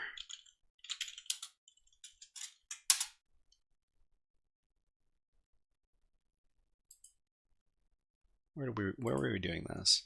Here. Okay, so we've got our reverse shell.dll. Over here, we just need to figure out how to get it onto the box. Actually, there's a very easy way to get it onto the box because we're using evil winrm. But let's read the rest of the article to figure out what's going on here. Oreo Byte says, I made a YouTube video about that. When it comes to things like DLLs and service, you need to include the logic for the DLL or service in the file on top of cross-piling as a valid service binary. Okay, so DNS-exe this probably has code for a DNS DLL plugin. So it looks like that's another reason why the MSFNM isn't going to work. That's a bit disappointing. But yeah, we've got to compile on a Windows target. I don't have access. Well, I mean, I'm working on a Windows target right now, but I don't have an easy way to transfer files from my Windows host to my Kali Linux host and all that other stuff. Okay, so we might have to save this for another time. But what happens here? So after we have our DLL ready, we transfer it to the attacking machine. We set up an SMB share. Oreo Byte says, if you want to make your life easier to make it so that the PL migrates by setting what you want to migrate it to, Ronan says, if you want to look at the write-up to finish it quickly, we can learn the methods with MSF Venom. If you want to take a look at the write-up to finish it quickly, we can learn the methods. Okay. I don't think I have enough time to finish the box today because I got to get going pretty soon. But I think I'll demonstrate it after a little bit of research, maybe on Monday stream or on Wednesday stream. But we're gonna have to cut it short. But everybody, thank you for coming around by today. Difa says you have the C file and the MingW on Kali, I think. So can we compile this thing on our Kali machine? I'm gonna have to do some more research on this. Thank you very much for following Chaos Zeus. Thank you. Okay, gotta run, but let me talk about what's happening next week because we already have the schedule. So Reddit HackerFrogs, and we just published our week 10 schedule for the beginning of March. Let's talk about what we're talking about, what we're going to be learning that week. So let's see. So on Monday, on March 3rd, we're going to do cryptography basics. We're going to be talking about RSA encryption. So we're not going to go super deep with RSA. It's a very complicated topic. But we're going to talk about an overview of RSA encryption and maybe one method we can use to exploit it. We're going to be doing some Docker Lab on Monday because Monday is Linux Day, and we're going to be doing some Docker Lab very easy containers. We're going to be doing a demonstration on how to do those very easy containers. We might be able to get through 5 or 6 of them in an hour or so, and then we're going to be doing more Docker Labs against machines that we've never seen before, like the Secret Jenkins machine and the Hidden Cat Count challenge. So that's Monday. On Wednesday, we're going to be doing Try Hack Me. We're going to be doing network hacking. So basically, the stuff that we've been doing for the last couple hours. And I'm going to tell you how to locate devices on your network and run Nmap scans against them. And then we're going to do NATA CTF labs and then web stuff. That's going to be Wednesday.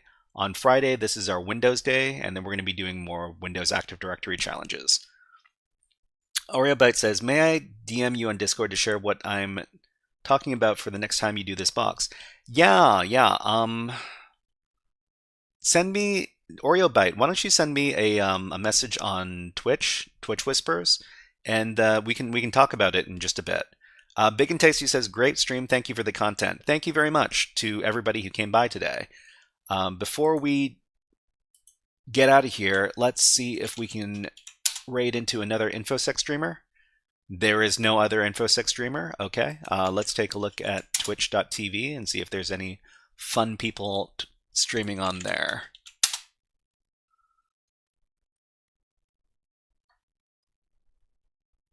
Okay, there's Cybersecurity Queen is on. So Cybersecurity Queen is not on the InfoSec streamers list because they do just chatting, I guess.